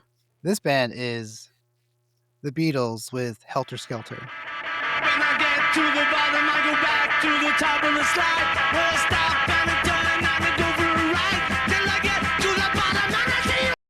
Song is unexpectedly heavy. You know, it's Yeah, really Heavy for its kinda- time, man. Yeah, heavy for its time. And Dissonant chords. I was fully down a Beatles path when I was just learning guitar because I was just sort of sampling who's doing what, who's making what music, and I dove into the Beatles and tried learning their stuff, and they're one of the bands that were like influencing me to go the whole let's do band stuff, let's make a band happen, let's do that. So yeah, Beatles is on my, I guess, Rushmore of making me do this. Hell yeah. That's dope. So I know a lot. I get really obsessed with drum conversations. So sorry that I keep coming back to the drums. Tyler's like, can we talk about singing for once, asshole? No, I'm fine with talking about drums. But like every incredible drummer I know, they're all say, well, my dad or whoever made me start with the Beatles. Like that was just where they all came from. And even like, you know, classically trained stylings and the way you hold your sticks and everything. So like did you run into those kind of things too? Did you try to learn from, in my opinion, a more basic style with the Beatles, or did you jump right into the heavier stuff with like Metallica and things like that? It was definitely more basic in a way. I was never a big Beatles guy. I respect them now as I've gotten older and I realized what they were doing at that time. And again, when I was teaching lessons, it was in the curriculum. It was at a school of rock. So I had to, Beatles was on that and I had to like go back and, the and go through all that stuff. But funny enough, my my introduction to it was from Rock Band, the video game. Hell yeah. And it was literally, I mean, I dabbled, like I said, I was a little kid. I had a little toy kit or whatever. And then sports took over most of my childhood, played baseball and basketball and whatever. And then got, I don't know, I guess it was PS3 at the time. I got Rock Band and I just kept, it was like I was on medium and then I was on hard and then I was on expert. And then I was like, I could just take these colors and like translate them and play them on a real drum kit. So I like memorized these charts to these songs and like got a drum kit and then went from there. But it was like, then obviously I like figured out that it was harder than that and like tore everything down again. But yeah, there wasn't like I wasn't forced, like my dad is not a musician and he's always been, he's a fan of music, but he didn't say like, you have to start with Led Zeppelin or like, I didn't have that experience. It was like, if he listened to stuff and I thought it was cool, like we were talking about the Ramones and whatever, I'd be into it because he liked it. So I thought it was cool, but I didn't have that like militant, like you start with the Beatles and Zeppelin and whoever else. And Yeah. like, this is John Bonham is God. I didn't have that, you know? John Bonham's playing Moby Dick for real. Sorry. Thank you. Right. What about you, Tyler? Any like influences from like your parents getting you into singing, or like was there like especially like Beatles influences? A lot of singers I know came up, that was like the thing for them too. So No, I'm actually kind of a weird anomaly. I don't really know much of the Beatles. That was the first I probably have heard Helter Skelter before, but I'll be honest, that was probably like my introduction to it. oh wow. Look what Hey, you did, Mike. Look what you did, Mike. Which I was like, so give that's it- why I was you just surprised. yeah, I was like, give yo, it- Give it a shot. I was like, give it a yo, shot. Beatles got kind of heavy. What? Yeah. That song will catch me off guard sometimes. You're listening to like a Beatles remix, like, the soft rock comes up, the melodic Mhm. stuff's coming up, and then, this song will kick on, and you're like, what the fuck? Like this is kind of heavy. This intro kind of rips. Yeah. Yeah. Yeah, especially coming because like I know, like I think of Beatles, I think of like Blackbird singing in the dead of night, Exactly. like yeah. which is not at all that what we just heard. That was, yeah. So I was going to say that was before the drugs, but I don't think that's accurate. Whoops. But Come Together and Helter Skelter are like, they're definitely my two favorite Beatles songs. But it's because they have like kind of a darker almost feel to them. Mhm. And they could easily be metal songs.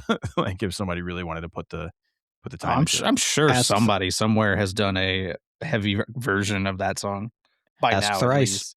Oh yeah, they Oh, did. Thrice did it? No, Mhm. not Helter Skelter though. It was oh my gosh, why is my brain not working? Eleanor Rigby. Eleanor Rigby. Yes, Mike, fantastic pick. We are on a roll here. It's time for our last round. Oh, our last We're getting round in of picks.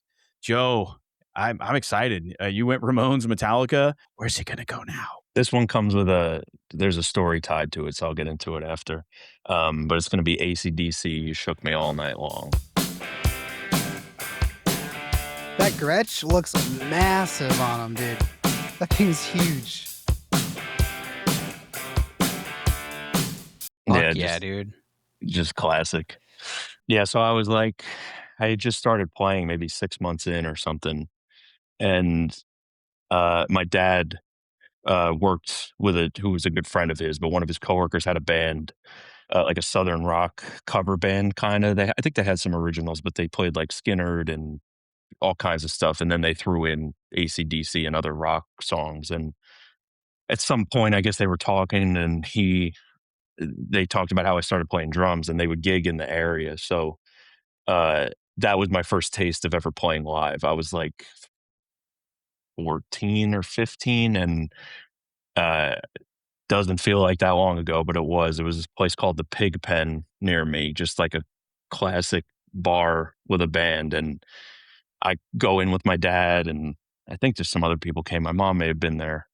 It's so long ago. I think my whole family was there. And I'm just this kid that shouldn't be in a bar, but the bouncer kind of gives the nod, like, all right, you're with your parents. And I'm like sitting there sweating because I know I'm going to get called up to play this song with them. That's what I like prepped for.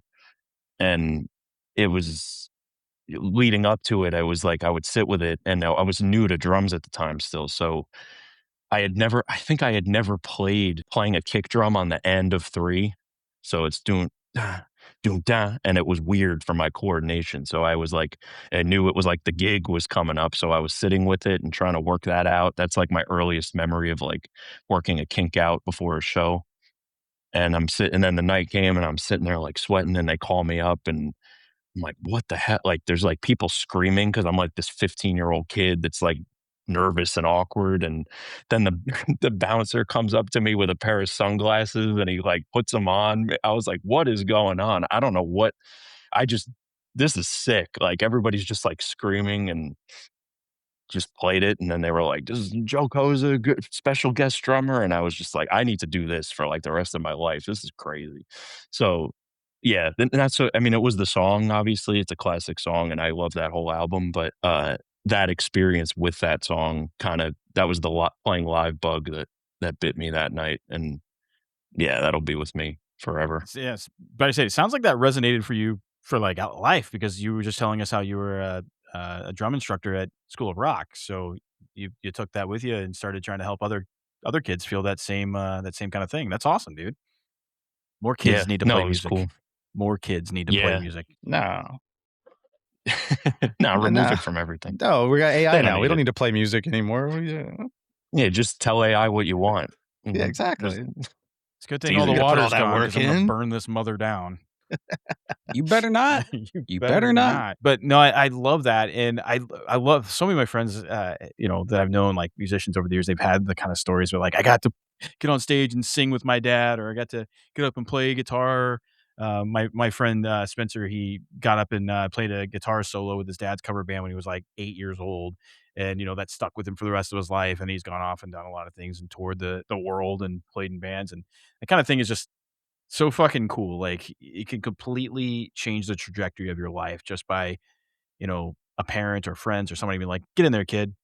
Even if you don't fully know what you're doing or fully comfortable, like it gives you that confidence to keep going.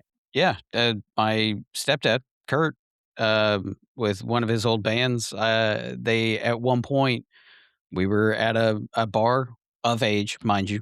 We were at a bar in Heron, and his band was playing, and we just decided let's go check him out. And one of my favorite songs that they played was The Doors' "Roadhouse Blues." And that one night, he was like, "Come on, you're singing it tonight." And I sang Roadhouse Blues with him, and we did it a couple more times. And I may or may not have had a summer teeth woman purchase me a pitcher of beer one night. That was fun. Summer here, But summer yeah, there. summer here, summer there. Summer teeth. No, that's like you're saying, just kind of like not to get too philosophical, but that experience then led to my dad would bring me to open mic nights in the area, and it would be like it was I think you'd play 2 or 3 songs, and it's like these dudes in their 60s and 70s playing blues, and they're like, well, these are your songs, and I had never heard the songs, some of them, and I think I carried that with me as well because it's always that like you're just on the like bleeding edge of comfort and you're not so far out of range of comfort where you're just gonna like fall on your face, but you're just below or you're trying to approach what's comfortable, but you're not quite there yet, and you get thrown into the fire, and it's like figure it out, get through the song, whatever you got to do, and it's not always pretty, but then I learned so much that way. Reading other musicians, you get the nod from the guitarist or the bass player, and you're like, "What does that mean? I don't know. What does that mean?" Like you just are like stumbling through it, but then you take all those lessons, and it's like that was so valuable for me at that age. And that's another awesome point is like, some people their parents will put them in drum lessons or guitar lessons as a young kid. And I'm not necessarily speaking against that, but there's also like there's a lot to somebody picking up an instrument and kind of figuring it out on their own a little bit and then going to get the support or the help to fine tune those things or put them on a greater path. Because some kids they'll get in and they'll immediately start playing to click track just because that's the way they did. And trust me, like, when it comes to playing in a band, I need my drummer to play to a click when we're playing live. I need that. But, um, there still comes you need to have the ability to play without it, and I think you need to learn your instrument. In my opinion, you need to learn your instrument without the crutches, without the extra things, so in those situations, when you're on stage and everything dies, the laptop goes down, you don't have your click track, or you know, Yeah. you You're ready to go. can fight your way out of it. You can make eye Mhm. contact with your bandmates because you guys know that you can get through this. If like, I mean, granted, you know your songs, but who knows what happens? If you're running IEMs, those can go down along with the click, and then you're lost, especially if you don't have any wedges on stage. If our laptop goes down and our IEMs go out, I don't think we can do anything about it, Joe. Yeah, I think I've had that happen. I was in another band once on a tour, and my pack fell off my belt, and my in-ears disconnected, and we did not have wedges, and I was not. We had to stop the set because I was like, I have no idea. I don't hear anything. Like everything's facing that way, and they're all looking at me like, "What's going on?" And I'm like, "I'm doing my best. I can't. I'm guessing at this point." And I played it off. I was like, I don't know what happened. And I see my pack sitting on the floor, and I'm like, oh my, this is horrible. I chose a different pair of pants that night. That was the problem. That's And the problem. and it slipped off. And I was like, motherfucker, you should have wore the belt with the pants you always wear. You It should was have a worn whole the thing. skinny jeans, dude. Those packs aren't slipping out of your back pocket if you got the skins on, man. Like that's Jacoby's pants would have never done that. yeah, Right. dude. You need to show off that drummer ass, man, on the throne. I don't know. Dude, what is another solid pick? Ramones, Metallica, AC/DC, man.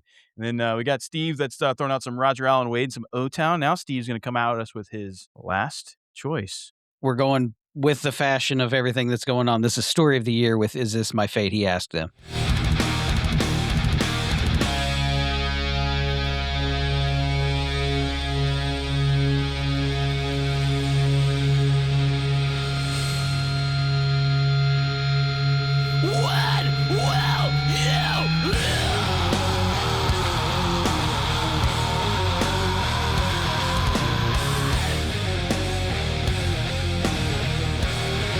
Fucking love this album so much. Yeah, that's so.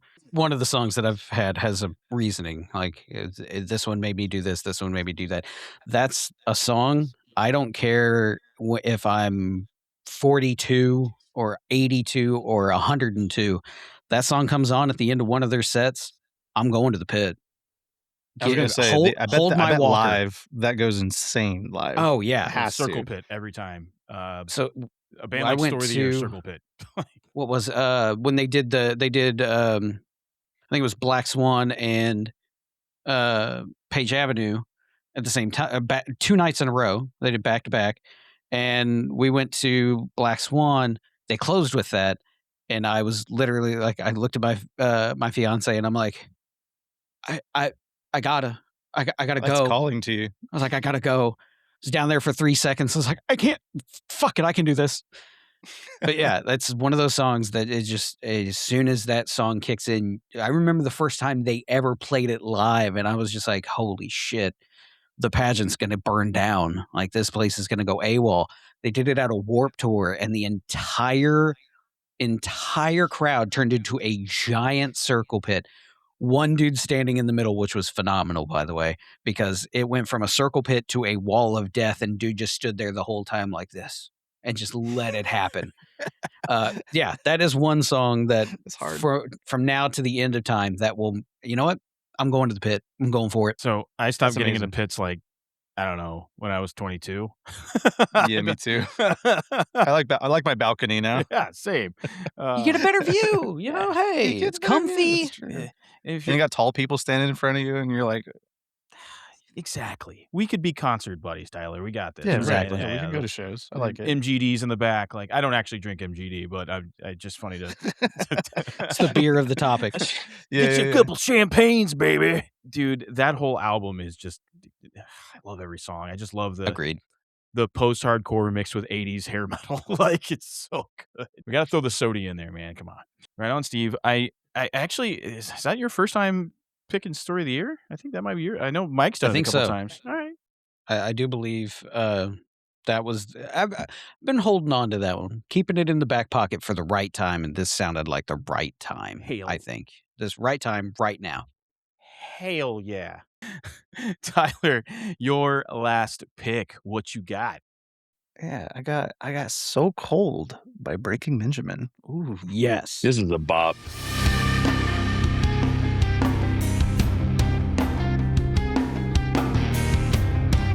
main streets are cleared away, one by one. Hollow heroes separate as they Oh, love that. You know when the bass player's bald, it's like it's gonna go off. Oh, without a doubt. And that song is such an iconic banger. Just the build of the Yeah. song, the way it's written, so good. It made me want to get a tongue ring, you know? Like, I mean, look how cool it looks back in 2004, you know? Like, Right? I remember They're that. one of those bands from that era. Sorry, just like they have like they had such staying power. Like I feel like they just have always been like the cool like.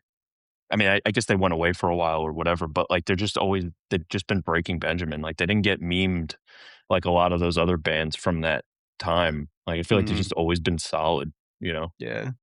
Well, they've kind of more recently, I've noticed, like leaning into like the quote unquote, like they have their own playlist called Divorce Dad Rock. Right. And so Yeah. like that's been a thing that they've been like leaning into as far as that. But yeah, they weren't Nickelbacks by any means. Yeah, they didn't become like Puddle of Mud or one of these bands where it's just like, yeah, we're kind of, yeah. Puddle, You Puddle know, of Mud like- has her own problems. Yeah, that's I think the we can, whole other I think thing. we can all agree that Blurry was a banger, though. Oh, absolutely. Oh, it Yeah. was, yeah, for sure. Oh man. Yeah, I'm actually going to go see those guys in September with Chevelle. Kind of Yeah, excited about God, that. That's awesome. Oh, Are nice. they gonna Yeah. cover About a Girl? You want me to call Ben and see what he's doing? About a girl, like Nirvana, about a girl. Yeah. Here, I'll show you real quick. Oh, there you might have something. Oh, right. he's talking about. Oh, Puddle Oh of God, Mud. no, not Puddle of Mud. Yeah, this was rough.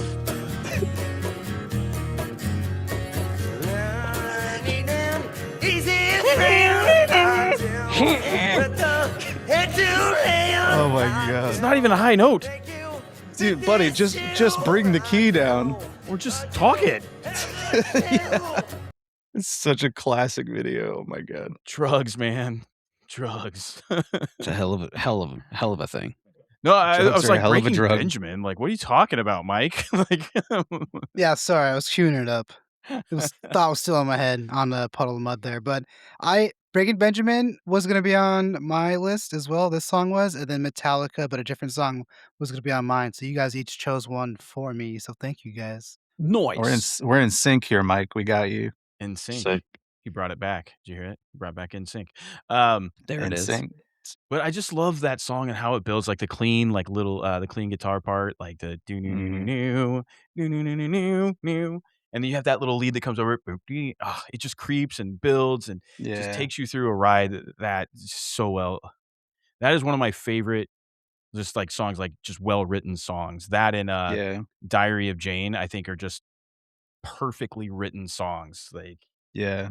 Well, and the drummer for those first three records, his name escapes me suddenly, but the Lifer drummer. yeah, he was in like his touches, his little, the little splashes he was doing, like I don't know. He had such when I go back and listen to those, that's one thing that stands out to me a lot. And I'm not even like a big drum guy, but like I listen to those records and I'm just like, dude, the drumming on this is so tasteful. It's so cool. Like I don't even know how to describe what it is I'm hearing, but the dude kills it. Yeah, Jeremy Hummel was that drummer, and he was absolutely amazing. Mhm.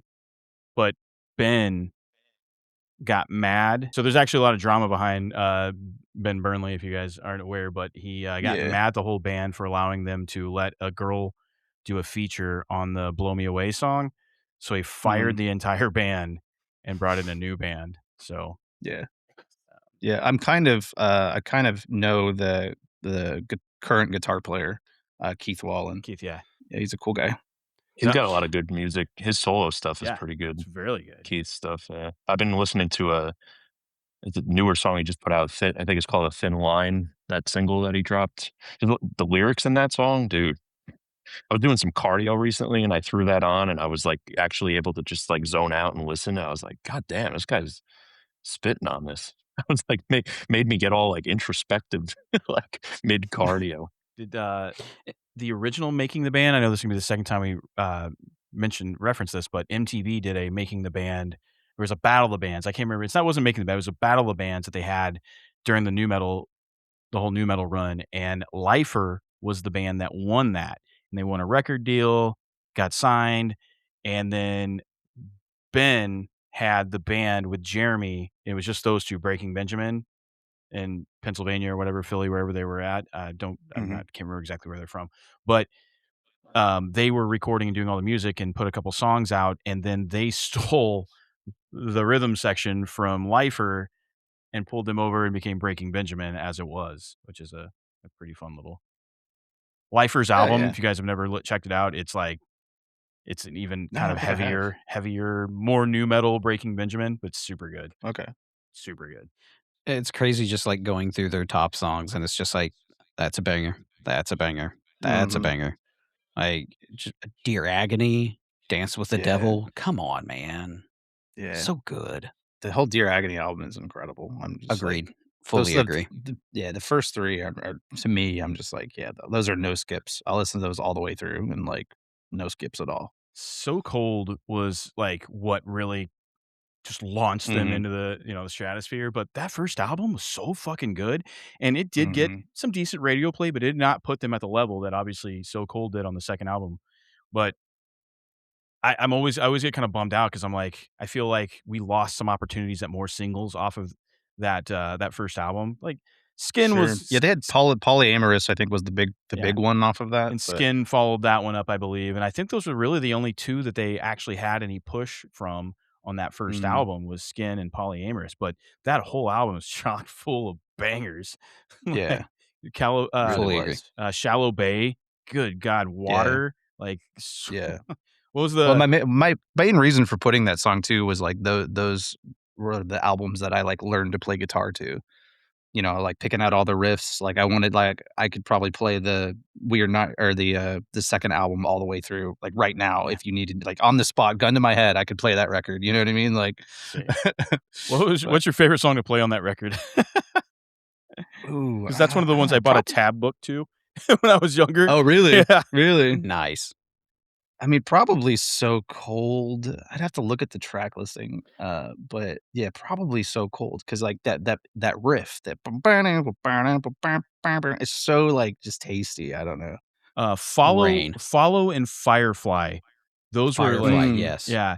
But Follow, it kind of sounds like Lakini's Juice, the live song Lakini's Juice. It kind of has that like doom like kind of feel Mhm. to it with that like major chord, like minor Yeah. chord. Super good. Mhm. Super good. Yeah, and sooner or later with just that like kind of simple 10-12 thing, but like Everybody was doing that I don't know. 10-12 thing back in the day because it sounded like way Oh, more yeah. complicated than it actually was. But we still doing the 10-12 thing. But in Just fucking in like different G, tunings. but in like G, Yeah. Yeah. Well, no, we're going octave down. We're going octave down, drop C now, doing the 10-12 thing. All right. It's like we went all the way back around. Listen, we took it Yeah, we to did. E to E, and we went further. Yeah. Well, we've been like internally, like with admins, like not complaining, but like we're just like there's a couple songs that are just stupid low. Like there's one song in our upcoming set that is in octave C. And it hits that low note, and like our guitar players are just like, why are we going this low? Like this is indiscernible. Like, I'm like, I don't know, dude. They're like, we got to go back up. We got to go the other way. We've come too far down. We got to go back up and go higher again. It's been cool to see bands actually, going to those depths. Like I see, like Locked Down C is crazy. Kudos to you guys. That's awesome.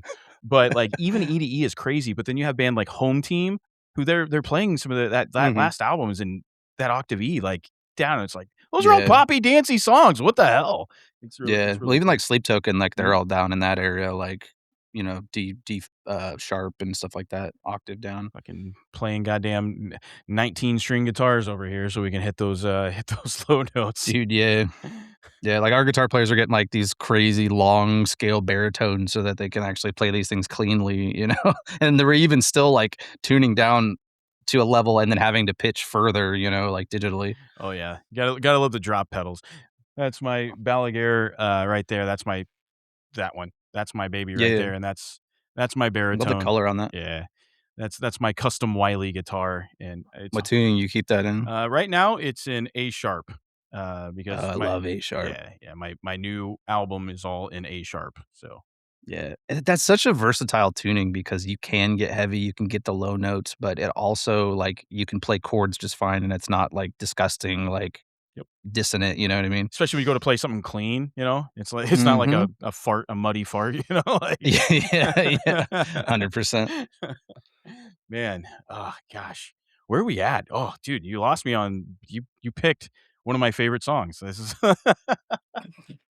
totally forgot where we were at. So my final choice, I wanted to kind of wrap it up, right? So we had like I wanted to talk about, the squealy pinch harmonics. I wanted to talk about what made me want to scream, but what made me want to like try to write my own album by myself. Well, there's none other than the Foo Fighters. And this song particularly challenged me to do that. And it's I'll Stick Around.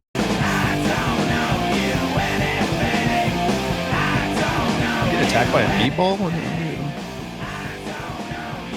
That was COVID before it evolved. That was COVID -1. There Yeah, you the go. Foo Fighters had been keeping it at bay this whole time. They finally Right. lost control. That whole album is awesome. And it's just Dave Grohl in a studio by himself, writing and recording Yeah. all those parts. And I got kicked out of my band and I got butthurt. And I was like, I'm going to write my own fucking album. And I just kept saying that to myself. And then one night had one too many MGDs. There we go back to that. My my Millers. Had a few Chardonnays. It was let's be honest. It was a Bush Latte. It was never MGD. Amen. It was a Bush. And I just threw on that first Foo Fighters album. And I was like, God damn it! He went into a studio and came up with all this and did it on his own. And this is phenomenal. You couldn't tell that one person did all that. Like, I want to Yeah. do that. So I literally got my ass up off the couch, went to my computer, and I started writing the first Die Criminal album on my own. That was the name of the album, On My Own. And Oh, nice. yeah, and that inspired me. Even though that came out in like way back in the 94, 95, whenever that came out, but Yeah. me just telling myself all these times I'm going to do it and just never making the move, right? And just one night, just having a couple beers, listening to that album, that song comes on. I'm like, I can fucking do this. I can do Mhm. this. I mean, I definitely didn't play the drums but I programmed the shit out of them, guys. I promise. Foo Fighters got some bangers over the years. Like one of my favorite songs by them, it just might surprise you. I don't know if I'm not like a huge Foo Fighters guy, but they're always just like solid. And I don't know if it's talked about, but their song Wheels is one of my favorite songs by that band. And Yeah, baby. I never hear it talked about. And that was an early song I think I learned. And it was like straight ahead. And I was just like, the melodies in that song, it made me feel something. I was like, I'm just gonna just cruise along and like just follow it. But yeah, I feel like that song needs more love. I love funny you that say said that, Yeah. Joe. Go ahead. It's very Go ahead, funny Mike. you say that. Steve, why There's is it no funny way. that Joe picked it? There's no way. So the last episode we did, literally that I said the exact same thing. It is Really? hands down one of my all-time favorite Foo Fighters songs. Dude, And that the was on the solo playlist. thing. Yeah. There's just everything about that song. It's incredible.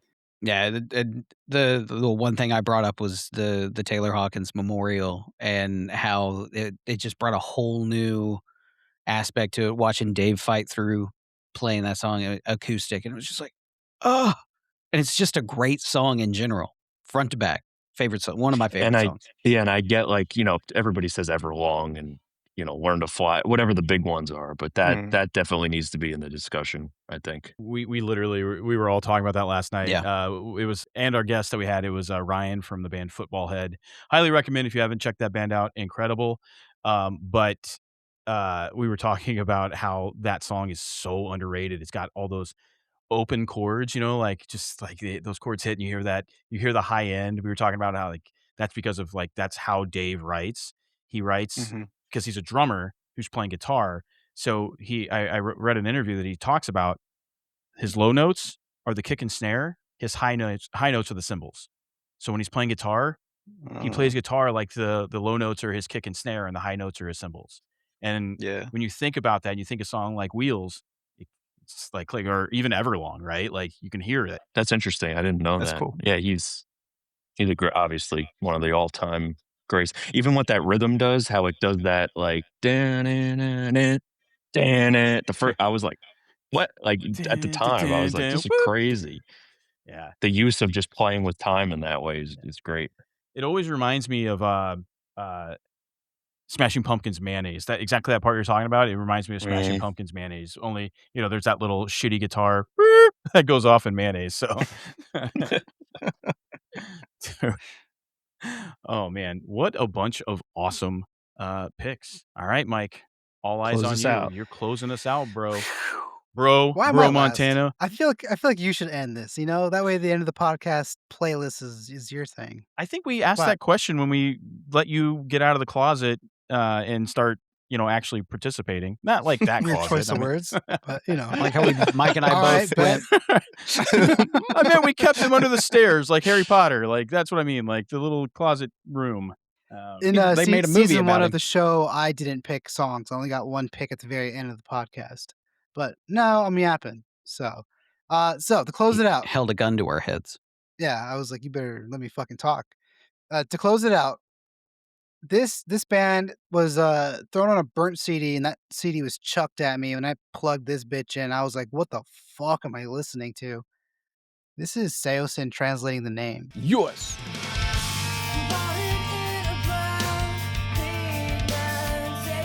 Yeah, and then shortly after that happens, I was just yanked to a show in this sweaty little space, and I was like, I want to fucking do this. That's it. That. So, yeah, man. Seosin. That's amazing. I love Fucking Seosin. Seosin. The album with the bug on it, I can't remember the name, Voices or something. It's self-titled. Maybe It's the Beatle album, self-titled, if you want to yeah. call it that. The Beatle album. That album's insane. It is insane. Cove, I'm so glad is back, but you like the just organized chaos that came from all the Anthony Green stuff with Seosin is like I'm glad it happened and it's so incredible, but I don't think I want that now. Like Yeah, sure. I like the more toned down, which not that new single that they brought out is toned down by any means, but like it's a little bit more produced. I will say I did listen yeah. to that just recently, and I was like, "Yep, this is Seosin." And They've got a sound, and it sounds like them. Mhm. translating the name, like that is some of my favorite drum work recorded on an album. Like outside of like some Joey Jordison stuff, like that is my favorite Sure. drum work. It's insane. And that wasn't even Alex, if I'm not mistaken. The recordings on that was I forgot who they brought in for it, but that was actually somebody else that came in and did those. And then Alex joined the band after. Man, what a goddamn playlist we just made, guys. I think we did it. I think we made Hell a whole yeah. play. We had some Ramones, some Story of the Year, some O-Town, some Metallica, Fuck some yeah. Papa Roach, some Slipknot, some Beatles. Alexis on Fire. Damn. You know what this is missing? It's Britney missing Spears. some Advents. So Oh, with that said, what song of yours should we put on this playlist? Ooh, probably Never Heaven. Never Heaven.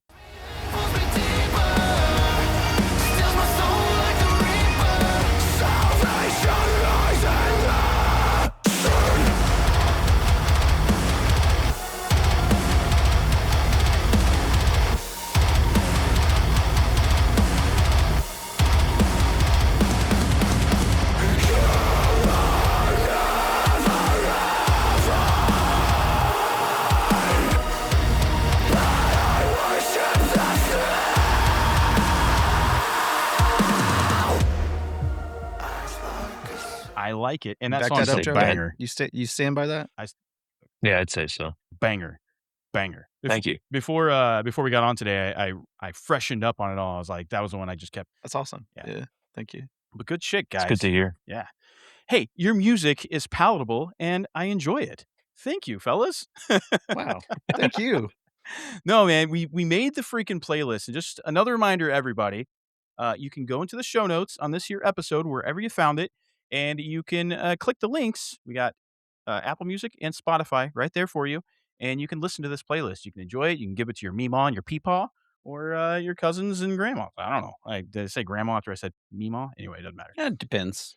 I like to party, all right? I think Northern calls them grandma, Southern calls them meemaw. Mama. I think I just said grandma. Hi, grandma. My grandma would Yeah. stab you if you called her granny, and I'm serious too. She pulled a knife on me once. Show me the knife. just Illinois things. Illinois Yeah, pretty much. There was a bottle of Jack Daniels involved. We won't Yeah, I'm talk sure. about that. She did it while smoking 2 packs of cigarettes, like, I'll stab you, Yeah.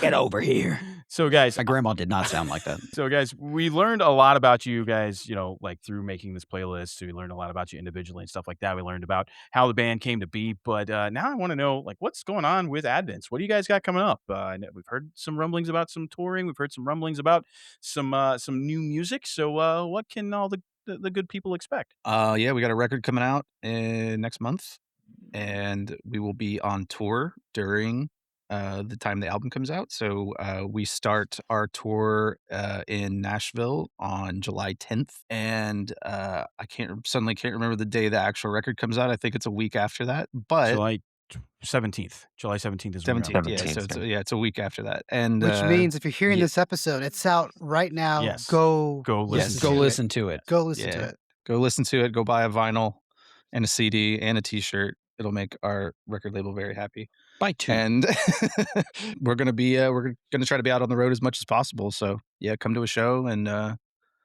stream the shit. I will see you guys August 2nd at the Slipper Clutch in LA. Oh hell yeah, love it. Stick. That's a name. Yeah, I'm gonna Google that venue. I do. It looks pretty cool. Yeah. It looks pretty. When I was doing the whole Bands in Town upload, I was like looking into some of the venues, and it looks like a pretty cool, grimy little spot. So That's the crazy thing about LA. One day something's a venue, so the next day it's not, and then like across town another venue is like that stuff happens so frequently out here. It's wild. Never a shortage of venues. People are like, I'm going to the Whippoorwill to see a band, and I'm like, the fucking what? And then by the time the show comes, they're like, it's got a new name. It's like, yeah, the venue's already closed. You're like, oh, all right. Yeah. but no, that's gonna be awesome. I will definitely come out to the LA show. I will come out to LA.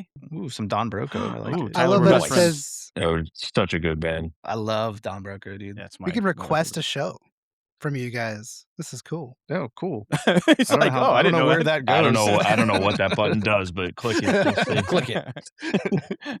Bands in town. Hell yeah. Oh, okay, so just steals your data and Yeah. cool. Yeah, I like it. I like it. Honestly, you don't have to That's steal it. I'll nifty. give you guys everything. I I wonder don't how care. many data centers it takes to run that site. You guys can both answer this. So, what's your favorite band of all time? I think I made mine pretty clear I think earlier. you did, but you could have been like, actually, Metallica is my second favorite.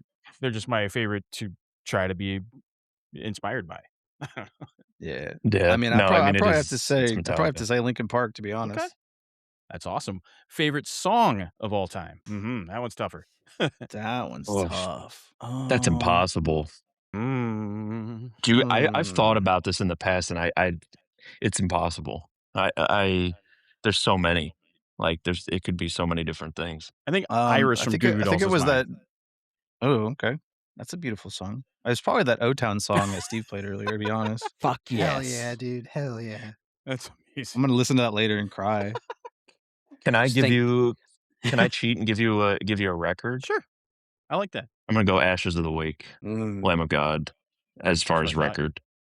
Okay. Okay. Yeah, I didn't all see that right. coming. That's awesome. Yeah, production, lyrics, drums. Chris Adler changed my entire life, which we didn't get into, but yeah, I was I'll kind of say surprised Ashes. there wasn't a Lamb of God song on your picks. If we get into the bonus, Oh, okay. there may be one, Okay. but yeah, All right. yeah, that band incredible. All right. Last question I'll give you guys, and this is a fun one. How'd you come up with the band name Advents? Hate this question. That's a Joe question. the reaction to that question from both of them. No was- offense. No offense. Yeah, it's because it's really just anticlimactic. We had a name. The band was going to be called Ashen, and for some reason it didn't have the E in it, so it was ASHN. And then there is a band from France, funny enough, that launched around the time we were getting together, and they're called Ashen, spelt correctly. And we were like, well, fuck, what are the odds of this? And they play metalcore. So we're like, well, that's not the name. So we went back to the drawing board, and I think somebody saw it on like a label for something. The word Advent was related to something, and we like the idea of the meaning of Advent's like the arrival of something new and prominent, I guess is what it translates to. So it's kind of like it's become an ever evolving meaning behind the name as we write new music and stuff. We're kind of like defining it as we go. Dude, that's But- awesome. I honestly think most times bands spend too much time coming up with a name, or they overthink it is probably the better way to phrase that. And sometimes when you overthink It's hard. it, yeah. Well, again, I know I made this joke earlier, but think about Papa Roach or even Linkin Park, or like think about some of these bands with these names. Like, dude, look at one of the biggest bands in rock right now, Bill Murray. like, Right. Yeah, true. and I think Yeah. sometimes you have to take the hard thought out of it and be like, dude, what sticks? What sounds Like good? the band Backseat Headrest. That is Right. It's a real band. They're a rock band. Yeah. Yeah, the names become cool. I think it's what the band turns into, where you're like, oh, that makes sense. But Right. it takes a while to get there. I think for a bit I was keeping a notes app list of like, you're like, here's something, you're like, oh, that'd be a cool band idea. And you write the name down and like, I don't have it anymore, but I think they were all probably hot garbage. It was like Big Toe, or like, I still have an ongoing list that I've probably kept for the last 15 years of just band names, just in case, like you never know. So I Yeah. just leave stuff down. Then whenever you get with a new group of people, they might hear one of the names that you said, and they'll be like, "Oh, what if you did this instead with that?" And then all of a sudden you have a band name. So, guys, this has been a badass playlist, and I've loved this episode. Thank you, seriously, from the bottom of my heart for joining. Where can people find you guys? adventsband.com, adventsband Instagram, adventsband X, I think, adventsband. No. X is No? Advents US. It was taken. Oh, I think Facebook and Twitter or X, whatever, are Advents US. Advents Band everywhere else. Well, there you go, guys. Get on the internet. Go check out Advents. Listen to their music. Go see them on tour. And when you go to see them on tour, go to the merch booth, buy their things, because that's how musicians make it. So do that. Please. You guys got vinyl coming out? Mm-hmm. Okay, Yep. go buy their vinyl. That really helps the bands too. Do that. And also stream their music, because that helps a little bit. But go show these guys some love. And then obviously we're going to be putting all kinds of content out from this episode, as we like to do, like basically 2 weeks of just content. So comment them, tag them on that. Let's get the brotherhood together here of Advents of Playleadus. Very excited about everything we put together. You guys can find us at playleadus.com. Steve, where can they find you? At the Steve O, and I'm pretty sure you can go to that and go to Threads, where I post ridiculous things as well. Yes, Steve is our Threads master. Well, actually, Steve and Mike are both Threads masters. They're another level. I'm trying to figure it out. I'm not great at the Twitter thread type of. I ain't good at I threading. ain't good at it. All right, listen. I need a couple boosh lights, and I need to throw on a Foo Fighters record. Mike, where can they find you? You could find me on Instagram or Threads at Mike Ortiz, MYKORTIZ. And if you want some stickers, this dude makes badass monster stickers, canvas monsters. Go check out his Facts. stuff. Oh, hell yeah. And then I'm Wiley McFly, and that's all my stuff. So find me, stalk me, tell me I'm stupid, like what most people do. My life is fun. I got like Your- 18 burner accounts that I do that with. they're not even good burner accounts. It's like it's No, literally God. titled Steve's other account. Like, I'm like, dude, Steve 1, Steve 2. One's just called Hey Wiley, it's me, Steve. Yeah. one's hey dipshit, I'm gonna make fun of you. I'm like, what? It's not even. All right, you're supposed Off to bear time hit. clapping 69. Oh, so another fantastic episode with seriously, guys, this was awesome. I loved hanging out with you with awesome guests. Yep. And we put together one hell of a playlist. Joe and Tyler, thank you so much for joining us here on the Playlist Podcast. Everybody, we will see you next time. We love you.